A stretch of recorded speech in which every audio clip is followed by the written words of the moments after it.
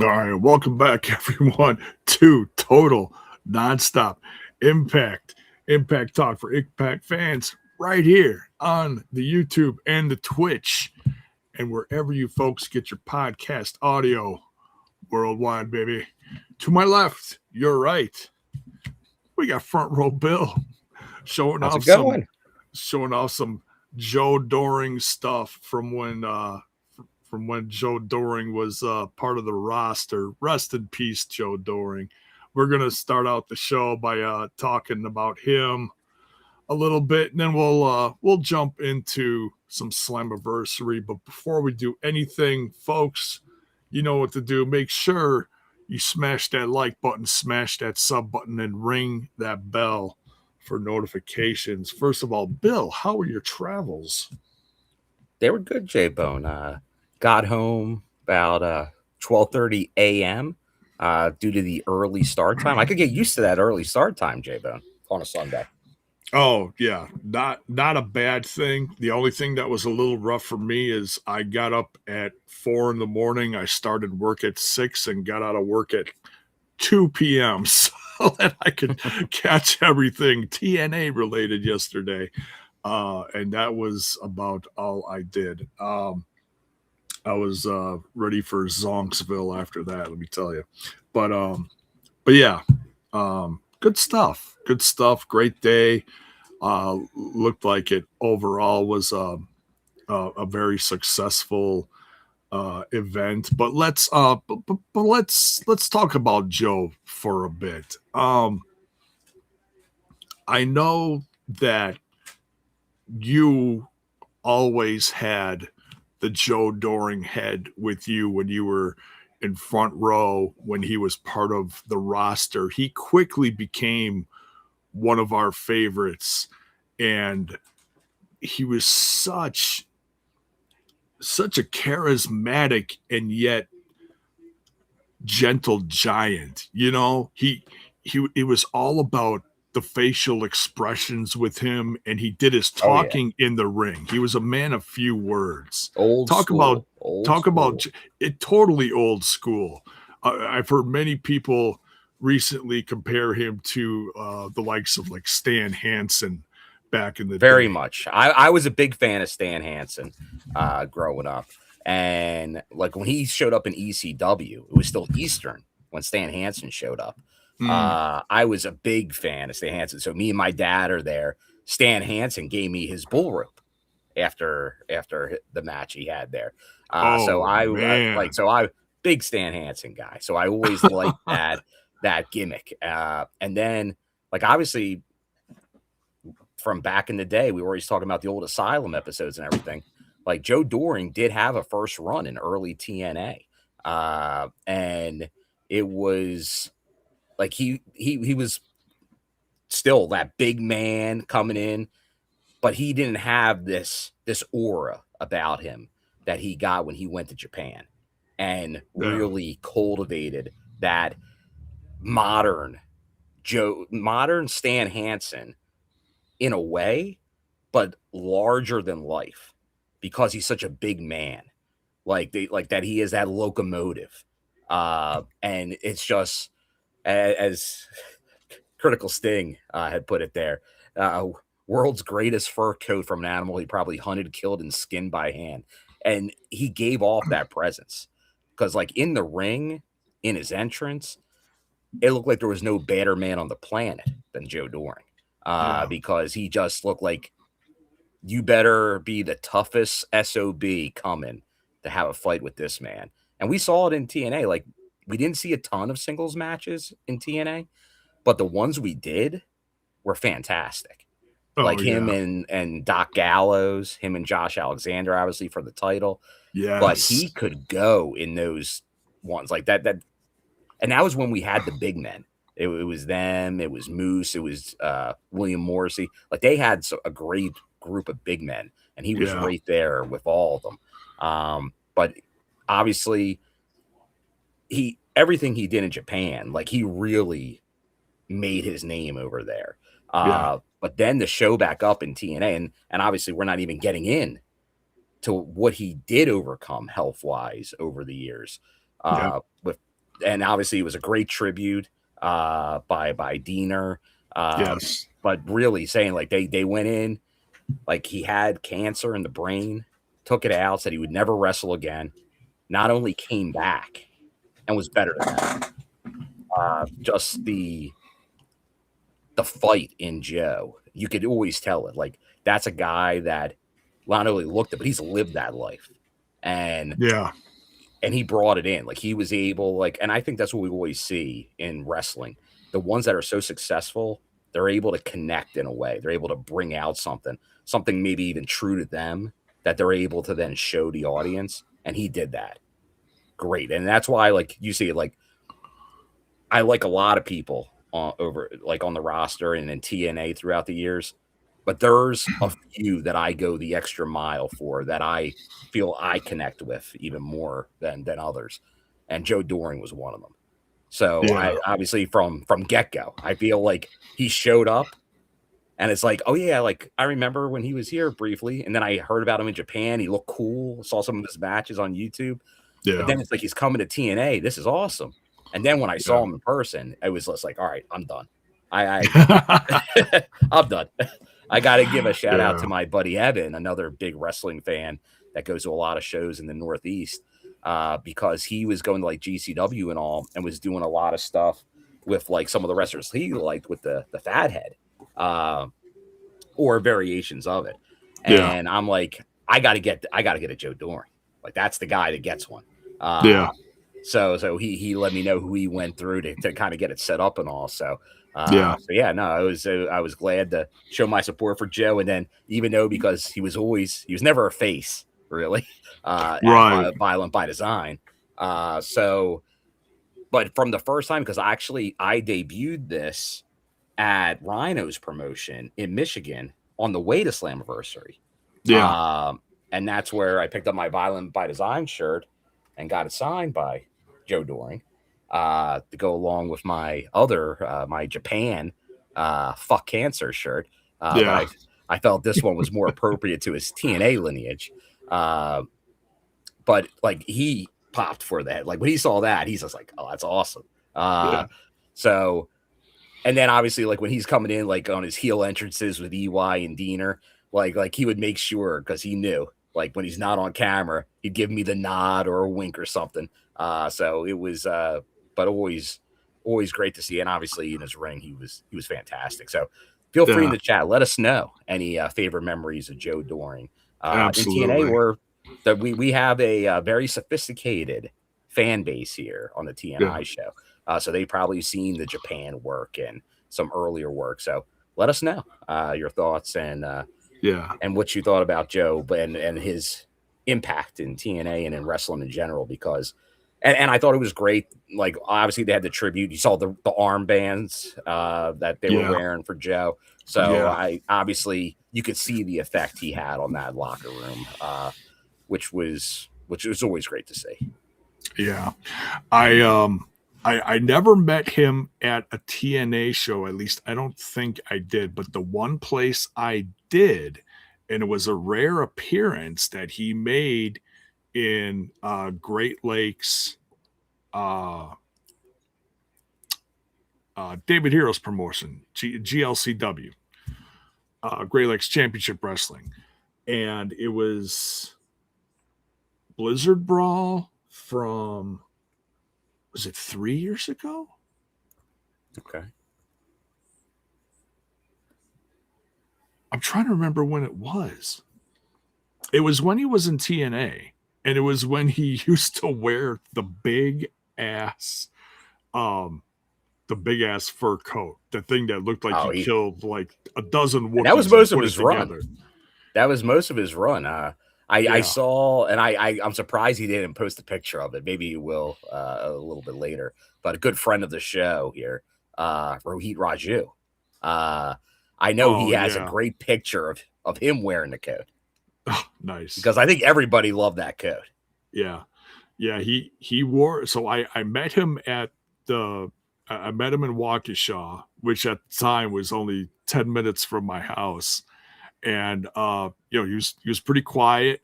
I didn't get a picture with him because the way the tables were set up, they were all like in a row, so I couldn't get around them. So I didn't get a pick. I'm regretting it now, of course. Hindsight's always 2020 when it comes to that stuff. But I did get an autograph, and I got to meet him, and I told him, I was like, hey, part of, TNI, and I told him about Bill, and I was pretty sure at that time Bill was doing the fathead stuff. So I told him, I said, yeah, we're all part of the same crew, and he wrestled. Oh, we'll get to that in a minute, Bill's boy. Damn, thank you.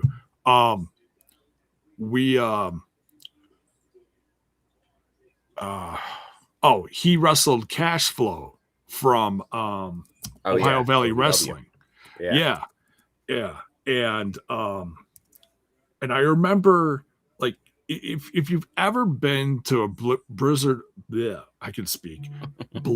Brawl show, that in Waukesha, in that round arena setting, the way the bleachers are set up kind of circle like around the outside, Joe had a whole area reserved for him and his family. And so he had a decent amount of family, like all in like one bleacher section. And I'm like, I've always wondered if he was like from Wisconsin. I never knew where he was really from, but the fact that he had a whole area reserved, I'm like, wow, he must have family around here or something. I always thought that was interesting, but yeah, put it in the put it in the comments. Memories of Joe, whatever. Yeah, we're gonna miss Joe, man. He fought so hard, man. 3 times. What did it say on the last thing? 3 times a charm. Yeah, Google. Like 2021. Okay, 2021. Thank you. Let's get to this before it scrolls away and we don't see it. Thank you so much, Bell's boy. Good to see you here, man. Wow. $50 spot. I got goosebumps. Thank you. Hello, J-Bone and Front Row Bill. Slam came off very well last night. Moose versus Edwards was insane. Match of the night. Nick became champ again. Ricky Sosa looked good. We'll get to him in a little bit. Congrats to Zaya and the Hardys. Congrats to Amazing Red and Conan for the Hall of Fame. 7 out of 10 stars.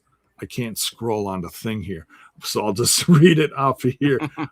7 out of 10 stars. Rest in peace, Joe. Thanks again, Bell's boy. Much love, man. Good to see you here, man. Yeah, God bless Joe Doering, man. Rest easy. You ain't got to fight no more, man. Just, man, yeah, he will be missed. Like I called him and like Baron. Now, granted, Baron von Raschke is still alive, but put him in the same category of like the gentle giants, Yeah.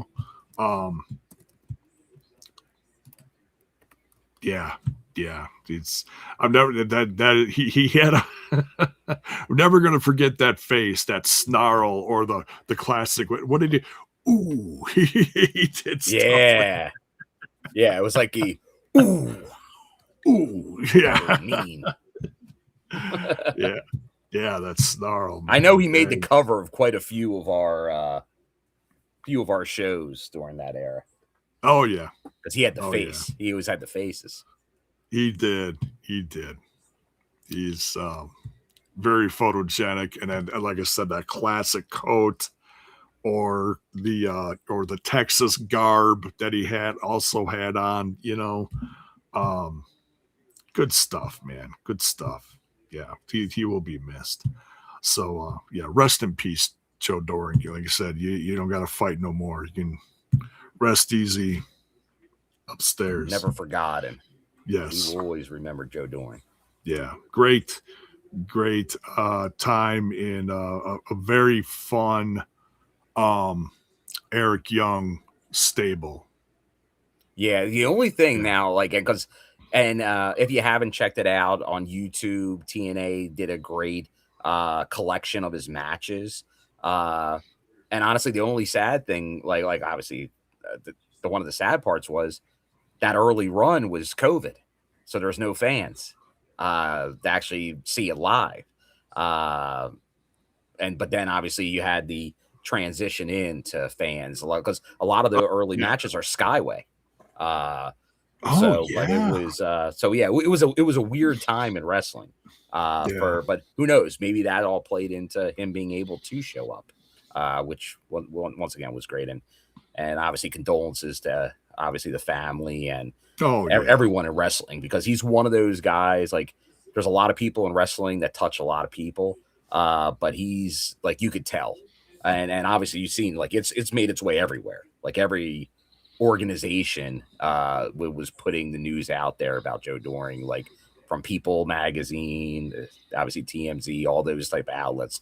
So hopefully in like a case like that gets more people that maybe didn't know about Joe Doering to look into him, find out about him, and beyond the wrestler, because obviously he was great at that. But get a lot of new fans and then just find out about the person. It will be missed. One of my favorites.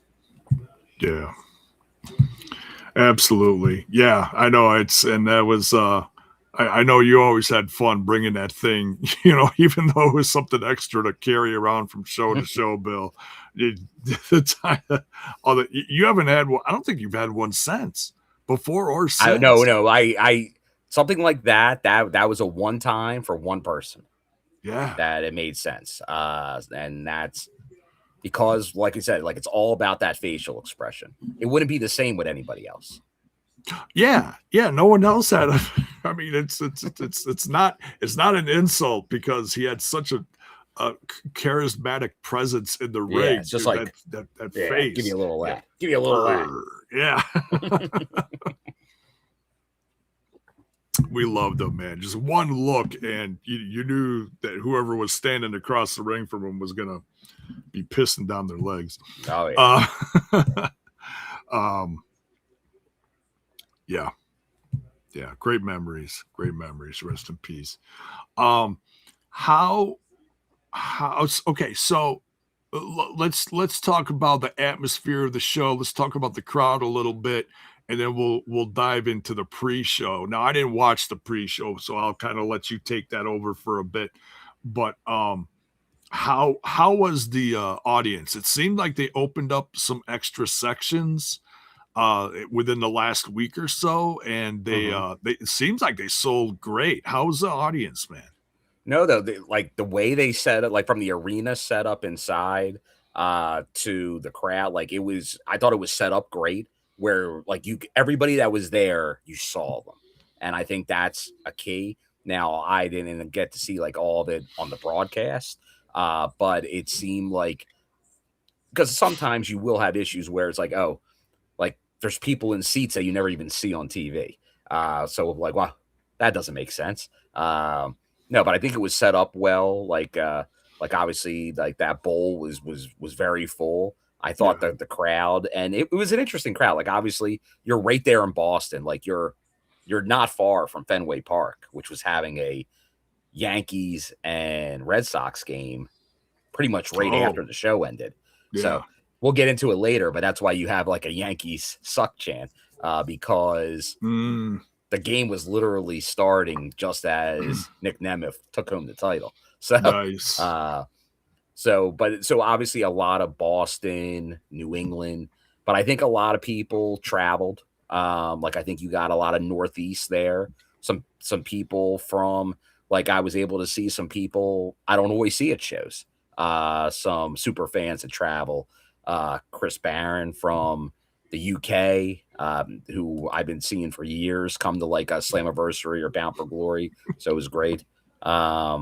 And then obviously some of the regulars, but then some people that I hadn't seen a little bit. So it was great to see them coming out for Slammiversary.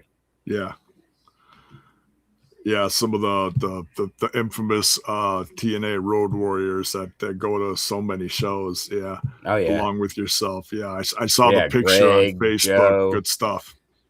Yeah, no, it was great to see. And I know there was even more there. So, hey, anybody, because I know there are either watching on the YouTube, the Twitch, or audio. But if you're at the shows, feel free. Like, once again, I know some don't like rather just watch and listen and not interact, but feel free to reach out. Like, or the ones that I see in person, like they may never comment, but they say hi and stuff in person. Oh yeah, But yeah. like, and like I know some of them don't want, but hey, like never like if you see like once again, those are usually impromptu a photo like that. I know Lucas always is a big fan of getting the photo. So, but no, jump in, get the whole crew like any. Hey, you know what? If you've been watching, if you're a fan for a while, and you just want to hop, like you don't have to be at every show. You don't have to. That could be your first show. Yeah. You're a TNA fan. We're all part of the same group. Yeah. Yeah. It doesn't matter for how long, man. You love TNA, it's all good, Yeah. right? You love it. We welcome you. Come on board. Right. Any numbers that you heard as far as like attendance? I didn't hear anything at the end. I believe it was like I heard it had gone over 3,000. I don't know what it ended up with. I assume it was 3 and change. I don't know if it got all the way to a 4 because walk-ups always a very good thing at TNA. Now, one thing I didn't know, I didn't see it, but I found out about it when I got inside. Across from the arena, so not in front of the building, but across the street. And it's on a pretty busy road there. Supposedly there was an AEW truck. Oh, interesting. Yeah, and I think they're going to be in that area in the near future. I think they're doing a show. But it was, but obviously they were trying to get some mind share, letting people know that they were maybe having a show. But okay. All I know, it was a Slammiversary followed by the Great American Bash. That's all I know. Right. Right. Yeah. And I mean, it look, we're not here to bash any other shows from the weekend or anything. I watched what I watched, and other fans can watch what they watch. It was a great weekend for wrestling, period. I mean, honestly, Night of Champions was fun. Some very interesting results that I didn't see coming. I'm not going to sit here and review it all by all means, but that was interesting. Oh, yeah, the new world champ. Yeah, new world champ. Oh, I'm so happy for Sami Zayn. Seriously. New king of the ring, queen of the ring, Oba, man, he is just. And we talk about, I know it's always a touchstone point here with the fandom, with the NXT partnership. But I think something interesting happened because there is a new women's champion in NXT that's getting all the buzz right now. She might be the most buzzworthy name in the company right now, that Kendall Gray. And yeah, I heard she won. Yeah. So I would not be shocked if you see her show up in TNA with that title. Okay. And not even necessarily for competition wise, just to share the stage, get some of those younger ones in there, some of the newer faces, give them that experience. Man, it'd be great to. I know, like, they went through WrestleMania season and the start of the summer, and that whole aspect has been really slow as far as the give and take, the back and forth between NXT and TNA. So I wouldn't be surprised moving into the rest of the summer you start to see a little more now that some people you see are they go in waves. Established. Yeah, they go in waves. And obviously, like I know I bring stuff up and people will be like, why do you bring that up? But obviously the Ariana Grace title reign, which got a lot of divided people, but there was a reason for it. And guess what? It's like, oh, well, she's never even on their TV show. She was on the show, Ariana Grace. So wrestling on the show. So once again, like there are methods to this. Like obviously we saw everything that happened with Trick. We had at least a little, we had a brief Oba appearance because he now looks like obviously the guy right now. There. So yeah, the new monster. Yeah, he is something else. The guy can cut a promo and he could throw you 30 feet across the arena, man. It's unbelievable. But I think it allows for a lot of interesting things. Like and you got to remember, because so if you weren't a fan of the relationship, the partnership, last year that was a big focus going into Slammiversary. Yeah, it was. Yeah. This year, it wasn't. So really, you got your wish. My guess is most people weren't saying they were getting their wish going into Slammiversary, but it was an all Yeah. TNA show.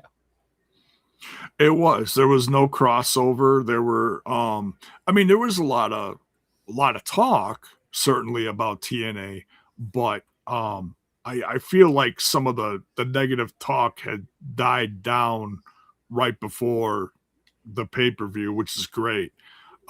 Because they just needed to kick ass and take names this weekend and just put on a great show and just, prove the haters wrong. Well, once again, they always do. I feel like people Yeah. are going to be like how good the pay-per-view was, and that's like a show you type thing. Yeah. They always put on great pay-per-views. This isn't news. Like now, was there maybe a little extra motivation because of things that are happening? Maybe. But once again, like this creative was all booked for the most part. There may have been a slight wrinkle or two, but Yeah. this was already this was already coming. Like there was not really anything really new. So like once again, like, and that's most of the people are still there. There obviously was a big name that's not there now. But no, it's something to keep an eye on. But I think you'll really see what changes may or may not happen and focuses and stuff like that as we headed to Bound for Glory. Yeah. Yeah. Oh, and don't forget Lockdown.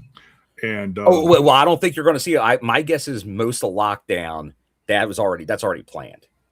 Oh, so I don't think you'll see creative changes, and there might be some that were already booked out to Bound for Glory. I think you'll see slight changes, but I think you'll see more post lockdown in the Bound for Glory new creative ideas. But once again, that most of them are going to keep on going.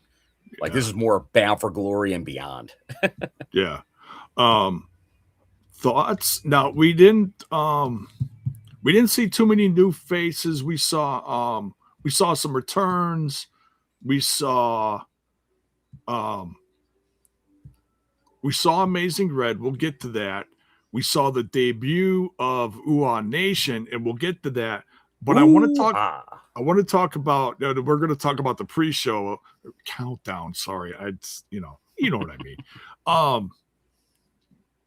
So I didn't catch much of it, with the exception of the tribute that Diener put on there for Doering and the 10-bell salute.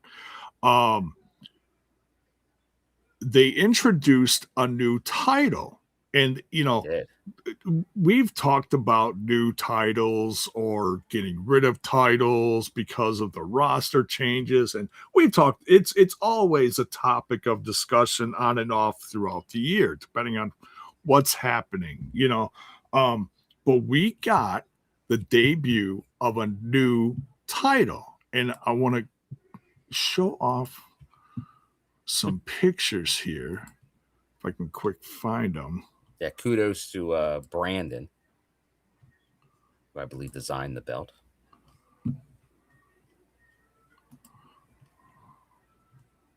We get on the photo page here for Facebook, TNA's Facebook. Like at the live at the show, like I couldn't get a great, like I knew it's like, a silver belt with I'm like, is it purple or blue in there? It was tough to really tell from a distance. Yeah, well, here we got the close up here. Here we go. We'll do a little share screen of Rooney. There you go. All right. KOTV.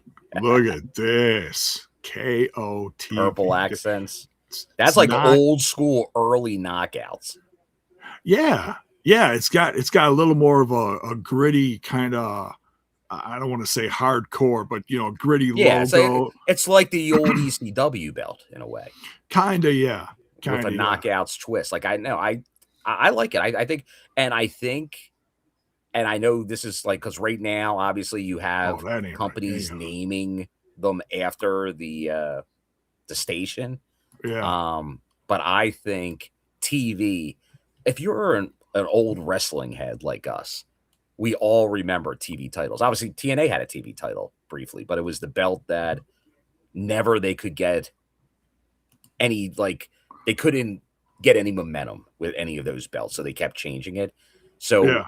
I get where they're going with here. I do have some reservations, but I did like how when Tracy Brooks, Hall of Famer, kind of introduced it, said only competed on Impact Wrestling. That's a TV title. Right. TV titles don't show up on pay-per-views, only on television. Right. Now, back in the day, it was like it's like, well, you got to be on TV weekly to defend that. That was like a weekly defense. I don't think they're going to do that because I can't imagine there's the time. But I got to imagine at least once a month you have a title match, and there's an angle going through that month, and then you have a defense every month. Yeah. But that's good. I'm cool with that because I think you can find time for probably an 8-minute match once a month for the TV title. I'm a fan. Like I said, I do like history of TV titles, so they're going a little different by having it be knockouts only. And I know they said they're going to do it with a tournament with 16. Obviously, there's not 16 knockouts on the roster, so that all of a sudden you get some possible ideas. Like, is NXT going to jump in? Is OVW going to jump in? Yeah, it could be a great opportunity to see some different up and comers. I know there's been a few regulars that have been on Explosion here and there over the last few months. And that could be like some people that have had some multiple runs, because there have been people they brought in more than once that I'd like to see, like Ray Lynn. I'd like to see her maybe get a shot at this. Now it's interesting because I do hear people mentioning like Myla Grace. This would have been a good avenue for her. I'll say this. I heard when I was there, like, obviously, once again, she asked for her release because she wasn't being used at that time. Now, with this coming in, could I see her maybe return? Maybe. I think they would be fine bringing her back at some point if she wants to come back. It was because once again, they didn't want to get rid of her. They just weren't going to bring her in for no reason. And they didn't have anything really creatively once Harley moved to the States and they were going to focus her as a singles wrestler. Right. So this is a great opportunity. And Harley Hudson has been featured more lately. So that's a great sign for her. You know, are they going to shoot her straight to the top? I don't know. But hey, TV time is TV time. So that's all good. And TNA's been decent about, you know, trying to get multiple knockouts on the show, whether it's some backstage bit to matches to something. Well, yeah, now you know, like, you have the full Elegance brand. I assume it's going to be in this tournament. Oh, yeah. Well, I don't know. It depends on how Ash is feeling. It depends on Ash, but obviously you'll have Heather and M. But yeah, it depends. Just stop calling her a Mark. She's not a Mark. Yeah. She's her name's Ash, not Mark. Yeah. So I was all excited on Thursday. I was like, hey, we finally get Ash back in the ring. Nope, not to be. No.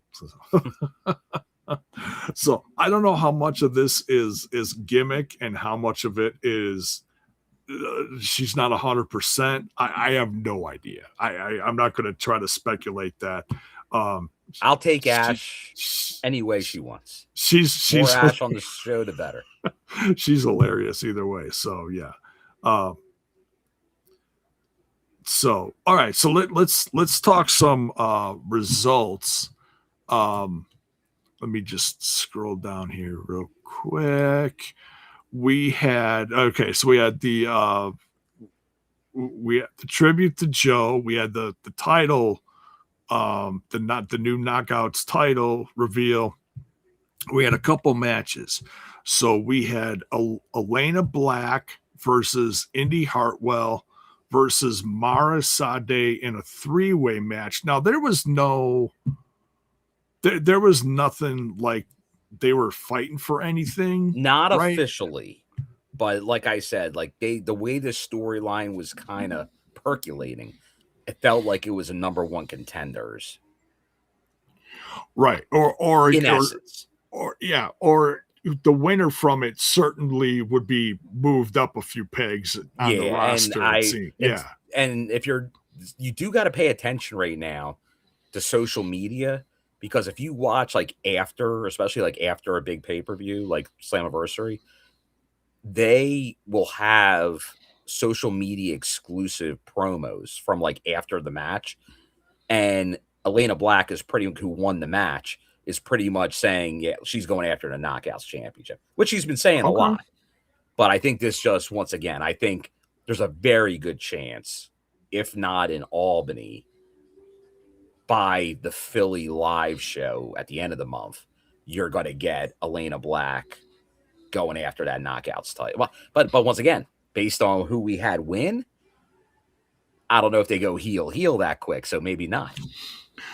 I tell you what, I don't think fans would care if that like I take it, and I'm fine with that kind of creative because like she's earned her shot, so you don't have to go that way. Like, and once again, and a lot of people are saying like Zai Dark Side is how we joke about it, right? But she's really just doing what's best for her, and guess what? It paid off.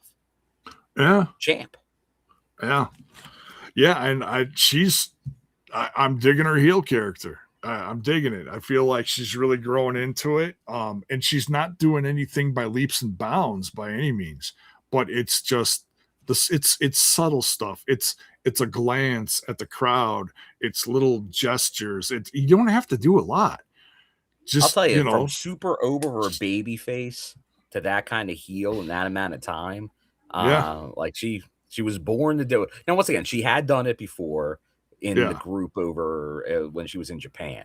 Okay. So that's what I heard about. I just never saw it. It comes natural. It does come natural. Yeah.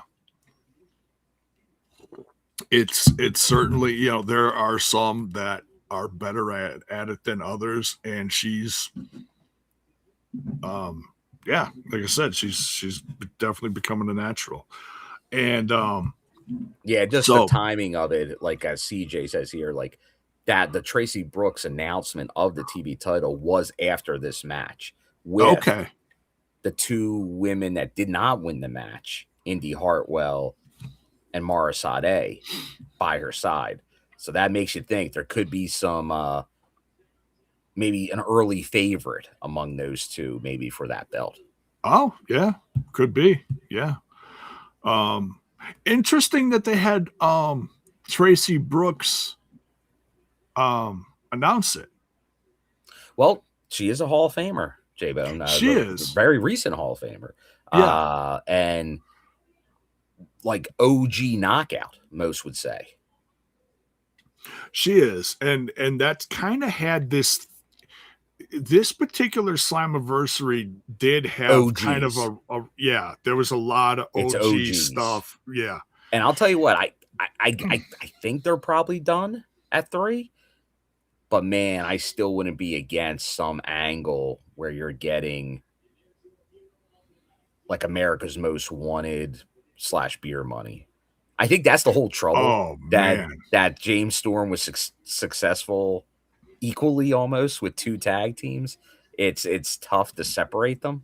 But since they're going OGs, AMW, and they're still wrestling. Yeah, you said that recently. That's wild. Well, when I was down in Florida earlier this year, that was one of the. I went to go see Atomic to see them, and I went to check out the current NWA to see what was going on. But yeah, like that would, once again, you're going OGs everywhere if you go America's Most Wanted. This is funny. Oh, not that one. Mayor here. J-Bone Santino stole your goatee look. I noticed he had a different look about him. Yeah, that was fun. We haven't seen Santino in a while. Oh, and that is something we also got during the show is about that. We got Ali, but we didn't get to know. But we did. That's when we found out he's 2 opponents. Right. Right. Yeah. The two opponents. Yeah. So, yeah, I found that. And so I'm like, oh, maybe two new faces. Who knows? Yeah. Um, so Elayna Black won um, the triple threat. And what's next here? Okay. Yeah. Eric Young versus Ricky Sosa. Ricky Sosa gets the win. I will at some point go back and watch these. But what'd you think of Ricky Sosa versus the legendary Eric Young? I thought it was good revenge that we got here.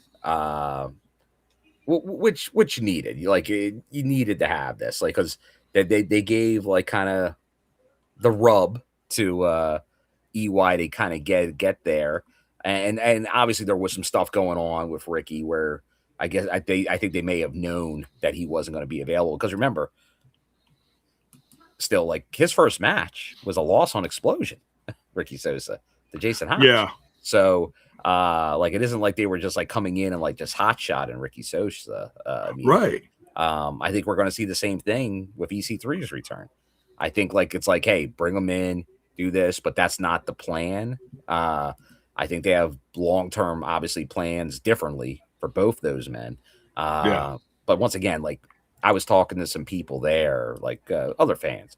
And once again, we know TNA people watch the show. Like you have the match sitting there waiting for you.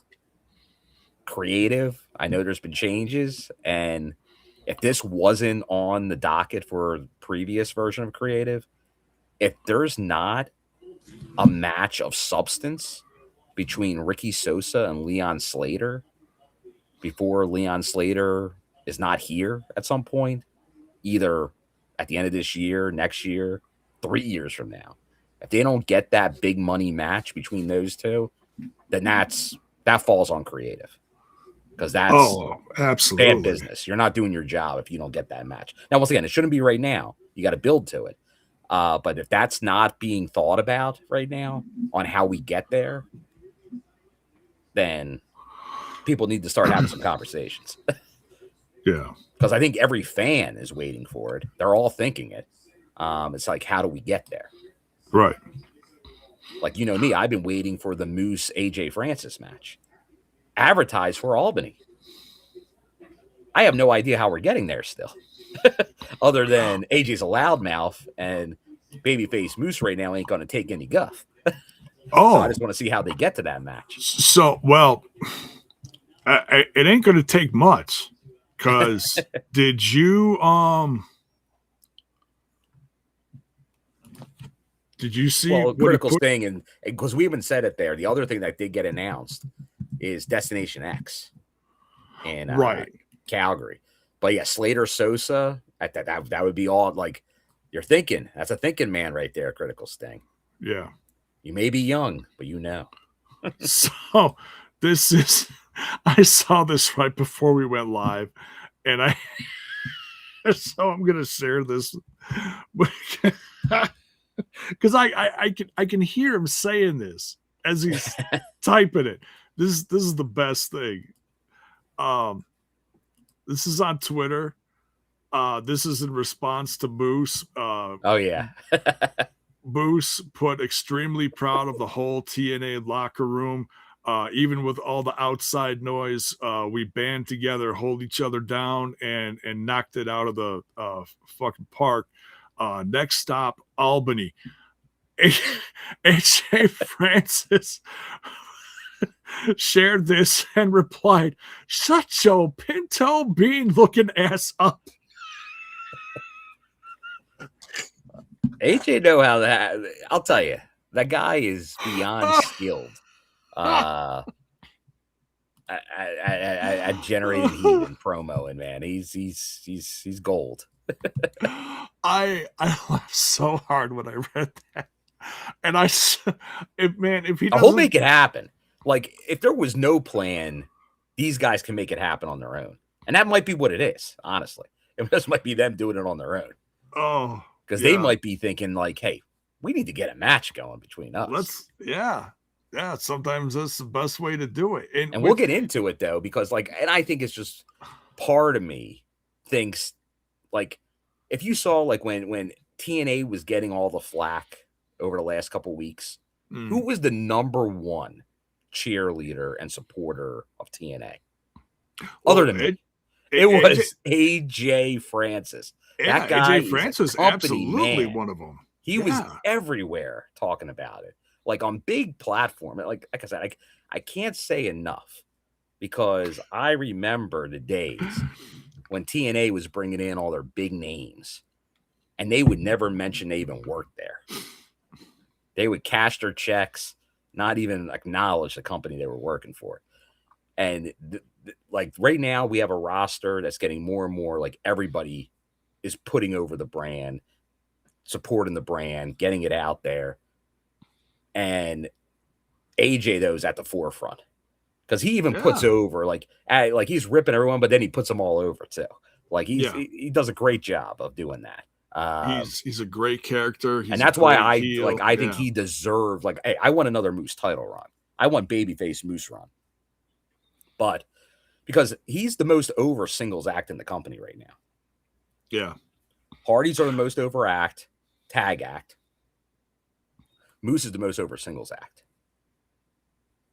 Yeah, and well, there was an interview about a month ago before Slammiversary, and he was talking to someone saying he wanted to face Santana at Slammiversary. I think that's before they really started putting pieces together. Yeah, but and I was for it. I was like, sign me up, because obviously we saw him get his title shot, back in Atlanta a while back now. But I'd revisit that again, like that, obviously, I think they should go very in on AJ Francis, and they're obviously he's heavily featured. But I want to see him in a title run. Well, the great thing about Nick Nemeth is he can go back and forth. This week, okay, he's going to get booed because he beat Santana, whatever. The next week, he could do something and act total babyface because he gets confronted by the big guy. Now we'll see. You never know. Like they knew, like they had to almost turn the crowd more anti-Nick because he was getting too much love from the crowd. So he was going extra heelish going in the Slammiversary. Oh yeah, destroy the champ. Now that he's got the belt, I'll be interested to see which direction they go. Yeah. Like if they want to heal him up even more to have the baby faces go after him, or will he be more of a tweener like he's been in the past as champion? Because once again, you have the belt, people are going to like it. People like the champion a lot. And we'll get into more of the Nick thing because I'm going to be fair. During the last title run of Nick, I had some beef. Oh yeah, because he was new and we'll get he into wasn't. He didn't. And now make they all did the that. or... You weren't on the show on Thursday, J-Bone. I kind of need your opinion, professional podcasting opinion, of the sit down they had going into that, where Santana alluded to that, taking other dates instead of showing up at TNA. Yeah. Yeah, I did. And he kind of made references to like he makes more money doing that. I watched it over the course of the next couple of days. Yeah, so I made sure that was like good. Real life stuff they were putting into there because I think they knew people were like. So once again, I think they wouldn't go that route again. Yeah. I assume Nick will be at all shows, but if Nick's not at all shows, I got beef. You can't have your world champion not at shows. Right. Yeah. No matter how many champions. For how TNA runs their shows, that like the world champion needs to. He doesn't have to be in a match, but he needs to be there. Right. At least have some kind of segment, even a pre-tape, whatever, something. Yeah. So yeah, I did like the sit down. I thought that was good. I enjoyed it. It wasn't the typical, okay, put the table in the ring, put two chairs out there, have a GM /president. It was a different way to do it because we've seen enough contract signings with tables getting broken. Right. So anytime you can do a little bit differently, I'm a fan. Right. So yeah, but yeah, we kind of strayed off this, but yeah, so Us stray. never, I know, but Ricky Sosa for the win on the pre-show, which leads And where do you into want to the see Ricky Sosa? Like, what do you want to see him do next? yeah. So I feel like this Eric Young's gonna be on like the revenge tour, like everyone that he got rid of, maybe with the They're exception all coming of back. Like, my guess is EC3 is yeah, going right back after him. yeah, Maybe in the next week or two. and it could certainly lead to a lockdown match. I think you're going to see a lot of grudge matches happen at lockdown, because why not? You know, 'cause that'd be a perfect place to do it. You know, get them in a cage. It's but they're all in a cage. Doesn't matter. Shut up. Put them all in a cage. Let them duke it out. Yeah, a But lot yeah, of people in the chat. I see a lot of support for the returning Trey Miguel to be the guy to go after Nick Nemeth. oh, interesting. Yeah, I don't think that. I think that's one thing that he hasn't done. He hasn't gone after a world title, right? He's been Yeah. primarily tag title and X division. Ooh. And I like this for Critical Sting. Sosa versus Kaz. That's an interesting matchup there. Is I'll that? tell you though, I don't know what I'm going to do. I pretty much got babyface Kaz on Slammiversary. Oh, that was, yeah. So because we'll get into the main show. Yeah. So we start out with the Ultimate X, and I missed some of this because I was still sitting down and I was talking to the chat and stuff, and I was my internet has not been great. We'll say that much. Spectrum. No, Verizon. Verizon is screwing us. So I'll tell you what's up with it real quick. So they had our old address as what's on file now. We've been here in Grafton, Wisconsin for 3 years now. And we got Verizon internet a year after we moved here, because when we first got here, we just transferred over Spectrum everything. But the Spectrum internet wasn't great, so we went with Verizon.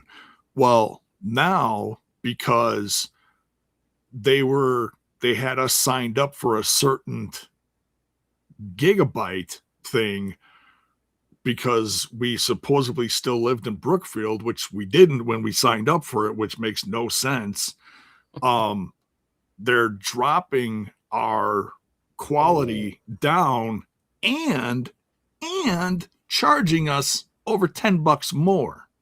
Whoa. So yeah, we're going to be dropping Verizon internet pretty damn quick, and we're probably, because we've got direct TV for streaming TV stuff, we're probably going to go with them for internet. We just got to do a little research. So, but yeah, so Verizon screwed us.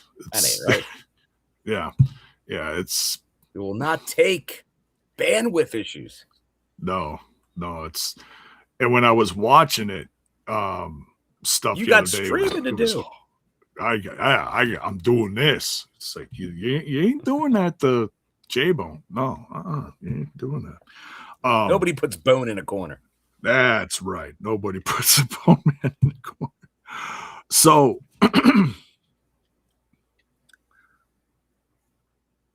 so for what I saw of it, tons of action. Everybody looked great. I don't think there was it's all subjective, but to me, like, they all stood out. They all had their own part in it.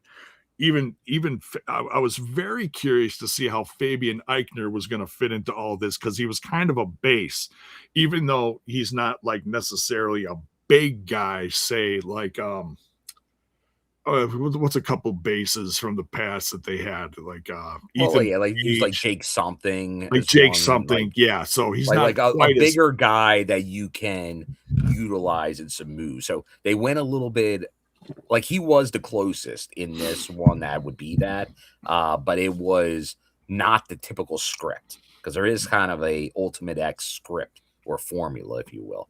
right. So they went a little bit away from it, and that may have in like once again, I thought it was a great match. Was there a super spot off the structure? No. Did that play into it? Oh, there's another good one. Tarus. He was the base in it the 1 year Oh yeah, because that yeah. is kind of the formula for it. So So, but yeah, he looked great. Cedric Alexander, obviously defending. You had two legendary day day one almost, or you'd say like, week one, whatever, or year, we'll say year one X division legends. First of all, you had King Kaz in there looking like he hasn't aged a bit, and he hasn't been in one of these matches in what, over a dozen years, something like that. criticals. No near death experience from Leon this time. Oh yeah, Yeah, thank God. yeah, because like sometimes there's some craziness. Right. Yeah. A couple, was it last year or the year before, he jumped off I'm the calling it top? now. Ultimate X, Destination X. Next big match like this, I need AJ Francis in it. The man can do it. Let's get wild. Oh, I ain't complaining about it, and he'll catch you too. That's it. He will. He'll put the arm out. You're in good hands with AJ Francis. I absolutely loved seeing Amazing Red out there. That guy doesn't look like he's go Red, go. He doesn't look like he's aged a bit. I swear. Did you see a lot of people wearing? Were they selling his merch there? Now I didn't get to the merch stand. Okay. I did see a couple of the shirts. Now I don't know if my guess is they had to be there because I don't know if you could have ordered it that quick and gotten it that quick. So well, let me tell you, I wanted to. So my guess is yes. I don't know what they all had, but I did see some amazing, like the new design, Amazing Red shirts. I did see a couple of them. Oh, they got the hat. Yeah. If you haven't been on the website in a while, everybody's got a new at least shirt. Amazing Red has a shirt. He's got a jersey. He's got shorts. He's got a hat. Have a whole ensemble. Oh man, yeah, and it's all matching. You could look like Kalon. Oh, totally. Yeah. What did he used to buy the gear from Taya, right? Loco. Yeah. Taya. Loco gear. I had some Loco gear. Loca. She's too busy to make that anymore. No, I don't know what she's doing, but well, I know who she's working for, but I don't know if she's still making that stuff. Antonio says BG James starts this week. Okay, so we can backtrack a hair and put this as part of the news. It was reported that he was there. To what degree, as far as what he did, undefined role, we don't know. He may have just been observing. Yeah, he could have been observing. They could be talking more, trying to, get him settled into something. But he was definitely backstage because he was not. He was obviously there out front. Yeah. So yeah, so that's good news. That should settle people down or get people more excited. I don't know. Either way. But yeah. So what did you think of the Ultimate X? Oh no, I thought it was good. Like I thought everybody did a good job in it. Obviously, obviously seeing Red, and then like I said at the beginning before we started talking about this, like face Kaz, the put over Red for the Hall of Fame. I wasn't expecting seeing that. But as soon as he grabbed the mic, I'm like, oh, he's gonna go there. He's gonna go Like exceptions are being made to put over Red. So you know how much that means when he's willing to go that, like, hey, this means more than that, because he is like, and that's one, like, you need a little inside baseball, a little inside wrestling, to know, because yes, us diehard TNA fans, we know Red, we know his impact, his importance, but really where you see it is the modern wrestler, because now, like, and they made a good point of showing it, the wrestlers of today grew up on TNA existence. So a lot of them, they saw early Red, and he's influenced, like, there were moves that weren't being done and now they're common. Because of a guy like Amazing Red. Like, he's an innovator. He really is an innovator. And, like, he deserves to get that recognition because, like I said, like, big wrestling heads, indie heads, like, they know Amazing Red. The casual, some, but not a lot. And this is going to get that message out there more and more. So no, it was very well done. Yeah. Before this gets too far away, I want to address this. Belt for Bell's Boy says, J-Bone and Bill, I got a question for you both. What's your opinion of Ivelisse, Allie Catch, and Vicious Vicky posting about the new TNA title? That is interesting. And Alex Gracia wanting TNA to sign her. Thank you. Well, let's talk about the title first. I did see a post on Twitter of Ivelisse reposting about the title with the set of eyeballs, like, ooh, I see eyeballs. This. Yeah. I haven't seen what Allie Katch has been doing a while. I know for a long time she was featured in Chicago AAW. I think I last saw Allie Katch at the local minor league baseball stadium in a match. But I've always been an Allie fan. Allie Katch. Allie Katch. Yeah.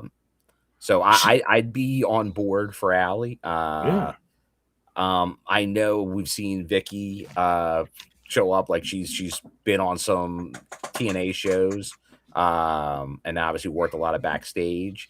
Once again, with 16, some will get opportunities. I know Ivelisse from way back, and she's all like, I haven't seen her a lot lately. I can't speak. I think she's been doing mainly West Coast and stuff, like not anything in the area that I've been involved with. So once again, I think in a tournament, I don't know if you're going to see, like, I think you'll see some get some opportunities, because I think they will bring in some people, but a lot of them could be one-offs. It could be. Yeah. I tell you what, I really can't say anything about Vicious Vicky. I'm a big fan of Allie Katch when I saw her matches in Chicago a few years ago. I was a huge fan of Ivelisse when she was in Lucha Underground. I was waiting for you to jump in on the Lucha Underground. Oh yeah, and considering the YouTube channel every week is showing a new episode, guys, if you are not familiar with her stuff from back then, and yeah, granted it's a little dated, it's from 10 years ago or whatever. Man, it's so much fun because a lot of it's cinematic. She was part of a team with oh God, who are those guys? I can picture them. One of them still in AEW. You're going old school.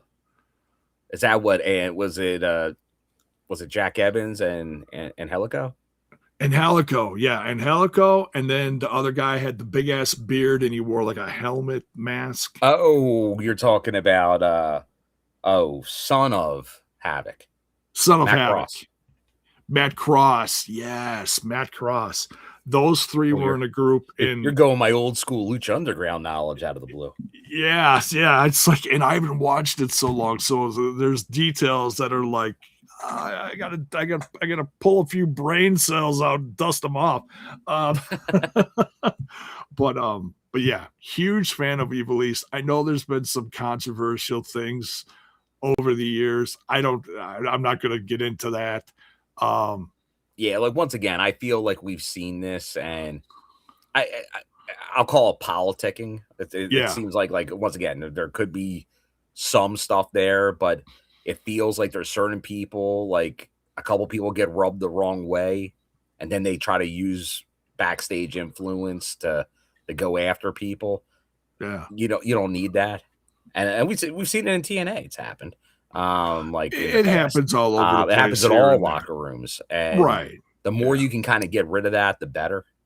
Yeah, Like that's why I know there were some controversial things done, but like if you have that type of stuff going on, it's better just to get rid of it. Yeah, which we know the current administration at TNA has been doing. Oh yeah, they don't put up with it. I if I don't know what she's done recently. I know Evilise was I can't speak AEW. the current stuff with Evilise because I really haven't seen her in a couple of years. Yeah, Bell's Boy says they were trios champions in Lucha Underground. Yes, they were. Yeah, they were. That was one of the few places you see a title like that. It was a lot of fun. Hey, J-Bone. Now everyone's got a trios title. Yeah, right. Yeah, Don't you be thinking about that, TNA? No, they'd have to hire about 30 more people to get something like that going. Like I'd much more go if you have a 3-person faction, make it a Freebird. Yeah, run at some point. But going back to your other comment here, as far as oh God, where is it? I was trying to find it now. The other name at Alexia. Oh, Alex Gracia. Gracia, yeah. Is that the one with the hot pink hair? Is that who I'm thinking of? Does she have? I think at one point she did. I think you might be thinking during her Ring of Honor day, she may have had that. Okay, if that's who I'm thinking of, because I know but she's shown up quite a handful of times in the past in TNA. Okay. I think she was also trying to get into AEW at one point. So, I think a lot of indie wrestlers, they're going wherever they can, whoever will give you a long-term booking. They're interested. Right. So whether it's permanent to bring a few more people on the roster, for this new title, or if it's a one-off as part of the tournament, yeah, I'd love to see it.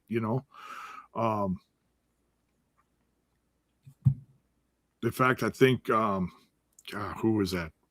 Punk used to send me stuff from Florida. It was his favorite female wrestlers. He'd get something autographed and he'd send it in the mail to me. I'm pretty sure that's one of the ones he sent to me,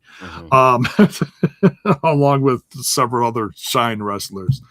But anyways, but yeah, I wouldn't mind seeing it. But yeah, so. Great opening match, amazing Red going in the Hall of Fame. Thanks to Kaz. Kaz, I can picture Kaz is gonna, rub that in, be like, hey, you're welcome. It's all right. But I know that there's a brotherhood there, that goes way back, and I know they gotta be happy about that. And I don't know. Oh, okay. It's much later in the show. Here's some stuff here. Like, I know there's one more. This is how they bring Jody Thread out of witness protection. I think that's going to be telling. If Jody Thread isn't part of that tournament, I got to imagine. Yeah, it's probably not happening. Yeah. I mean, I hope so. I mean, I don't know. The thing is, I think it's sort of like it would be similar to the Myla Gray situation. I think it's like we don't have anything for you right now, so just wait until we can bring you in. Yeah. Or does someone go, "Oh, let me out because I don't want to wait"? We'll see. Yeah, I have no. But once again, if they don't have room for you in this, then they probably once again, unless you're in a different angle, they might not have plans for you in the near future, I would imagine. Right. Right. I was going to say that was one that she's still on the roster page. We just haven't seen her for a bit. But yeah, there was the whole,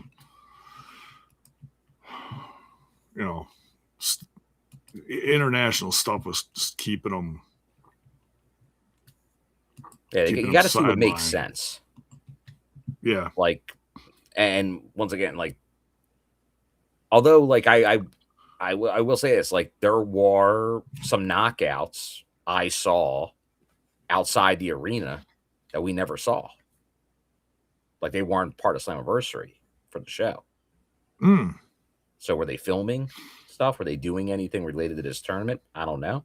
But like Jada Stone or not. I will not confirm or deny any names, J-Bone, but okay. So people that we did not see on the show. Okay. All right. Well, there's a few, but okay. Well, either way, I mean, glad they were there, but yeah, hopefully, with this new set of tapings, we get some new eyes from creative. There's some new stuff for them. I really hope so. All right. So yeah, Amazing Red going in the Hall of Fame. Love the footage. Great to see that. Now we got AJ. We don't know about that, but obviously Cedric wins the match, retains the belt through a very heelish ending. Oh, yeah. Because it was between Leon and Red. It was, yeah. They both had their hands on it. And current X Division, the trailblazer of the X Division. Yes. And then you just had Cedric pull the old Edge ultimate opportunist just to take the belt. Yeah. I mean, if it's strictly coming from, fan speak, but if Leon Slater just dropped a second earlier, he'd be, two-time. No, it's but Cedric Alexander grabbed that title and ran so fast and then just collapsed, halfway up the ramp because he was laughing so hard. And I was like, oh man. Now I'll tell you, the swerve of the night was because we went over it. Those odds for him to retain were not good. So Cedric wins. It's like, oh, is everything going to come up system? And then it went the total opposite way. It did. It really did. Yeah.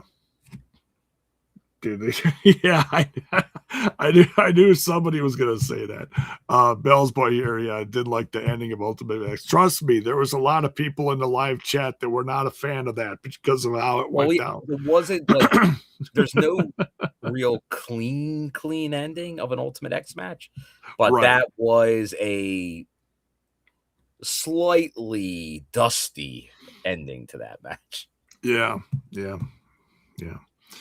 So, on the shenanigans scale, that gets 1.5 shenanigans. Well, 1.5. Now, it's going to be interesting. Obviously, we're getting Amazing Red back for the Hall of Fame. It's going to be really interesting to see if he comes back for tapings, though. Do you think we'll see him? Just pure speculation. And speak up in the chat. Do you want to see him? Even if it's for a short summer run leading up to Bound for Glory, do you want to see Amazing Red go through some tapings and be part of the X Division? I think we're getting a Red run. You think so? I'd love to see it, man. If we get a Red run that culminates at Bound for Glory, I'll take that for sure. Like I said, when they announced Red, I didn't want it to be a one-off. I once again, and I don't know at this point what Red wants to confirm, what he wants to commit to long term. But if we can get a run up to his Hall of Fame with a big match at Bound for Glory, I think that would be excellent. Yeah, that'd be something. New and old fans alike, I think, would love to see that. So now it's interesting, because people don't think so. Like Critical Sting, if Red is at the tapings, you'd announce it by now.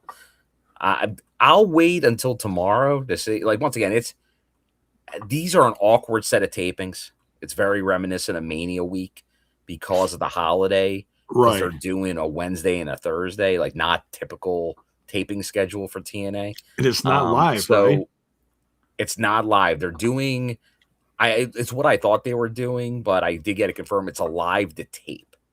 So they're gonna Wednesday tape the Thursday night show like it's a live show, and then air it Thursday. Oh, okay. Interesting. Okay. Boy, that'd be a switch if it was live on a Wednesday. Hey. Well, Oh, I during all these years of TNA, like I was like, are they going to can everything on Wednesday and still go live on Thursday? Yeah. But then you're kind of doing like storylines all out of order. Yeah. So it'd be. I think they're doing it the right way in this situation. Yeah. Yeah. But yeah, people saying since they're in New York, Albany, that they would announce it to try to get that fan base. We'll see. Yeah. All right. Then we got AJ Francis versus Elijah. And Lot on the line, big stakes. Right. So intellectual property. Right. All the stuff for Elijah, his name, all his content, rights to his music, everything is on the line. So yeah, I kind of honestly thought AJ Francis was going to win this one, and it would turn Elijah into, I don't know what AJ Francis would turn Elijah into, but it'd be funny as hell to see him try to do something, to make him like him, put a big old gold chain around Elijah's neck and just have Elijah come out and, the jersey and be like, what are we doing? Because he typically has a Southwest kind of look, cowboy kind of look, but yeah, that'd be funny. But anyways, Elijah gets the win here. He gets his stuff back. A lot of fun. I was just hoping for a good match. I didn't really care who won this one, but what'd you think, Bill? Well, I was rooting for my guy AJ. But I get it. I see what they're doing. Obviously, Elijah wasn't going to lose his likeness. Once that stipulation got on there, it was going to be tough for AJ to pull that off. Yeah. But once again, like he always puts on the show. And then I guess that's a social media personality that was that was kind of managing him. So it seems like he like ton of followers, stuff like that. So and he was doing some of the diss tracks that AJ was posting. He got over. His name is Expressions. I thought he looked like Chris Tucker, kind of. He doesn't understand the words coming out of your mouth, J-Bone. Yeah, right. Yeah. And if I'm surprised we didn't get something where AJ Francis, because of the loss, he slaps him or something. Yeah. But yeah, I like the character. I'm not familiar with him, but as far as like someone accompanying AJ Francis down, yeah. Like the one thing I will give that, a destroyer ended a match. Yes. But how about, and I know AJ was kind of putting himself over, but how about him hitting Elijah with a Styles Clash? Oh, yeah, he tried a couple times. That's a big man giving another big man a Styles Clash right there. Yeah. Breaking necks and cashing checks. Because Elijah's not a small guy. Oh, no, he's a big man. I've always looked at Elijah, or the former Elias, as kind of a throwback. Former Ezekiel. I always looked at him as, because he doesn't, his moveset isn't like, he's got an old school gimmick. Like we obviously started the show talking Joe Doering. but like he's got the mix with he's very old school, Yeah. but even music's an old school thing. Because Yeah. I know I was joking with a bunch of people when they said like all the Dirt's intercontinental champion. I was half wanting the Swerve to be Honky Tonk Man Oh man, yeah. because he's the greatest intercontinental champion of all time, J-Bo. Of all time, yes. But I always thought Elijah he always reminded me of like a throwback Randy Savage with the moveset Oh yeah, that he had. very much. Yeah, with the elbow and everything. Yeah. It's just how he moves in the ring, you know. No, he's got that old school wrestler vibe to him. He does. Which once again, that's you're tough. You're playing with us with that. Old school fan. But he has like he's a very old school wrestler with like a modern twist to it. So Randy thought that was slick. From the WWF days. Oh man, I love me some slick. Where's Kim Chi when you need him? He's a job soul, bro. Job soul. Nothing wrong with the Dr. Styles. Right. So, but yeah, fun match. Elijah gets all of his stuff back. He wins. Knockouts tag title match is next. Allie and Rosemary going after Heather and M by Elegance. The long reigning Knockouts tag champions, because that was a hot potato belt there for a while. It was, and they did comment. Tom Hannafin did comment that it had not been defended in 4 months. Some may say that belt should have been stripped of the champions under the belt clauses, but I think it's just a combination of I'm just going to say, who's making excuses? Look, it's it's a combination of things. Who's popular at the time, but trying to book get away matches. There's been a lot of knockouts that have jumped ship. So that becomes harder to book stuff. So obviously, okay, now you got Allie and Rosemary, great tag team. Throw Mara Sade in the mix. You got a great stable, the Undead Realm. But they definitely need a few more knockouts or at least ones that you can make a tag team out of, similar to how they had Myla Grace and Harley Hudson. Great tag team. It's a shame, but now you got to do some reconfiguring. They were trending that way with a few, but then obviously creative changed because obviously they were really behind,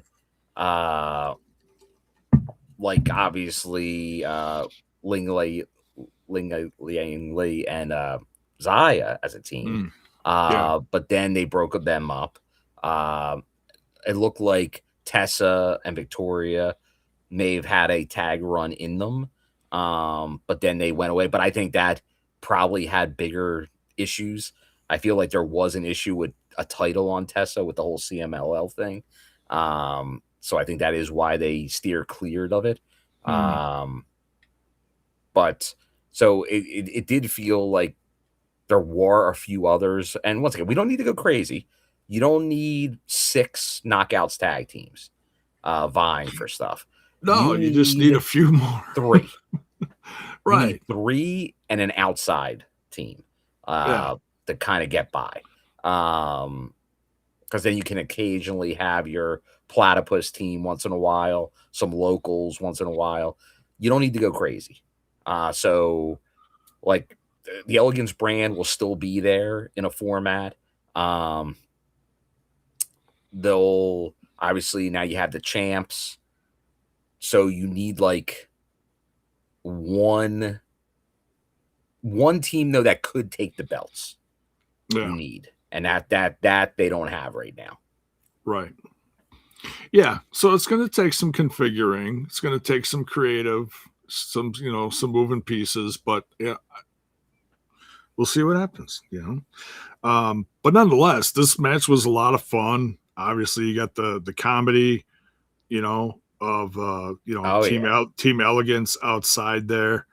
You got the concierge, No, Mr. introducing. Elegance. He must have been tending to that Ultimate X He was goal licking his that was wound. taken on him. He was licking his wounds. So yeah, I'm sure he was banged up from that match. Yeah.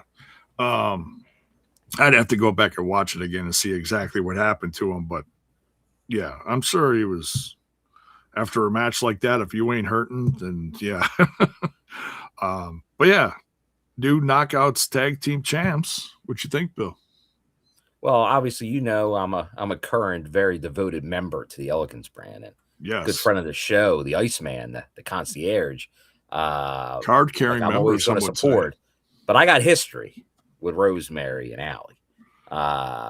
Like Rosemary, I know, like she's that's awesome, and like because like they wanted to do this forever, the Demon Bunny in TNA, Oh and to yeah. get those belts, like well deserved, like they deserve it, and I think they'll do some good stuff with it. Like obviously we saw the Undead Realm stuff, so I think they can have a lot of fun with segments and all, which is great Mm-hmm. now. Like that, and that's why the Elegance brand was a great champion team.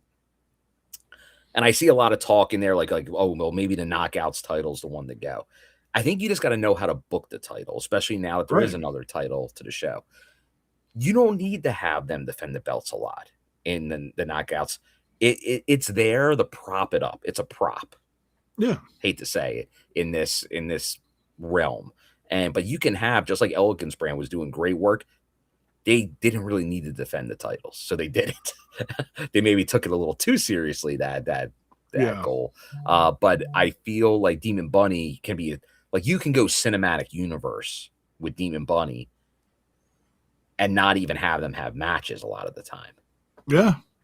Yeah. Like very easy to do. Absolutely. Yeah. We'll see what they do with them. Either way, it just more Allie and Rosemary on TV is always going to be fun. The characters are great, and that entrance music, Can't go wrong. it's a banger, absolute banger. International title time. We get Ali and his crew out there, and or Tasha Steeles is with him. Yeah. And we get we Secretary get Steele's not messing around with her gear. no, she looked if anybody looked elegant, it was her. Yeah, it was Slammiversary. So yeah. So like they made the announcement and just reminded people saying, hey, yeah, we got two opponents for Ali now. I'm trying to think how they worded it. Was it one from Santino and one from Daria Ray? Yes. Or something to that effect? Okay. All right.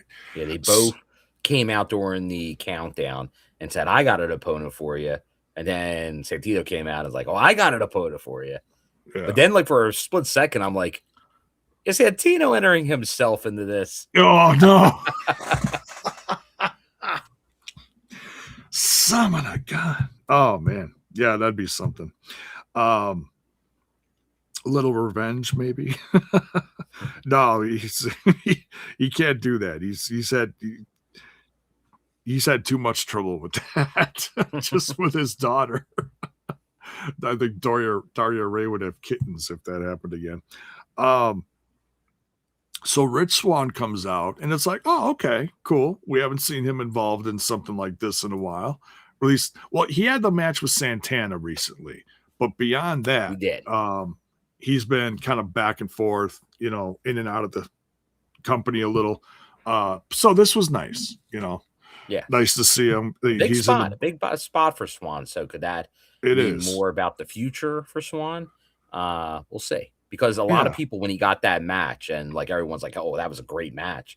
I think a lot of people were like, yeah, we need Swann here like all the time. So we'll see. I think that could be a good sign for Swann going forward. Which once again, Rich Swann, you can't go wrong with Rich Swann. Yeah. He's going to be one of your best workers. So that's, you can't go wrong with Swann. He can go All all night long. And then it was going to be really interesting to see who was next. Obviously, it had the vibe of someone former WWE. Now, this is interesting, Bill. Uhaa Nation comes out, gets a nice pop from the crowd when he shows up. But then I'm doing the math. Wasn't he part of the recent? He was. So that, So you know, he either, and I don't think it's officially out there, he either did not have a 90-day, his contract expired at some point during that 90 days, so he did not have that clause, or he was allowed out of it. right. Yeah, like it. And one thing that I talked with, because we did some predictions over on the Ramblers Unleashed, and I said maybe it's pure speculation. Maybe it was a thing where he talked to WWE and said, "Hey, I want to go to TNA. Could we work a thing that, because there's a partnership going on and I'm not going anywhere else, you let me out of it, a month early or however many days early it is, and Well, I will technically, and hey, I'm no lawyer. Yeah. I'm playing one on YouTube right now, but I'm under the belief that technically these guys can always break these at any point. They just don't get paid any longer. Okay. Hey, Rocky. Oh, okay. This is interesting. Bell's boy said no, his contract was not renewed. J-Bone and Bill. That's why Uhaa appeared last night. Okay, that's the safest bet, that he never had it. Yeah. So, and that is different. If his contract was not renewed and it came up, then he absolutely does have. That's the stipulation. Like, we're going to pay you for 90 days. Right. But you can't work anywhere. Right. Yeah. So that's a big difference. So, yeah. And I know that was the case for some of the releases, because I would think the next it was one of the two debuts, thing like that, is the live Philly show. Okay. That's fresh off of the expiration. Okay. At the end of the month. So, because I think they expire a little bit before the end of the month. Okay. I was thinking that, or Lockdown would be a great event to have a surprise or something. But yeah, so great to see Uhaa Nation, the former Apollo Crews, the artist formerly known as Apollo Crews, so underrated. If you ever saw any of his indie stuff, obviously his, he didn't get to show it off much in the WWE. Still very talented wrestler. Oh yeah, back when he was on the indies, like, he was the guy. Like, he was the free agent that was like he's the guy. Like, he's gonna be the guy. And then obviously he had a long, like, how many years was it in the end that he was in WWE? And it's like, I think it was one of those guys that, like, is kind of perfect for TNA, because it's like, he's good. Yeah. He can do it. And he just had limited opportunity. It just didn't work. Like, they just couldn't get him in. And like, maybe it wasn't the top promo, or top guy to express himself, so they stuck a stupid gimmick on him or something. I don't know.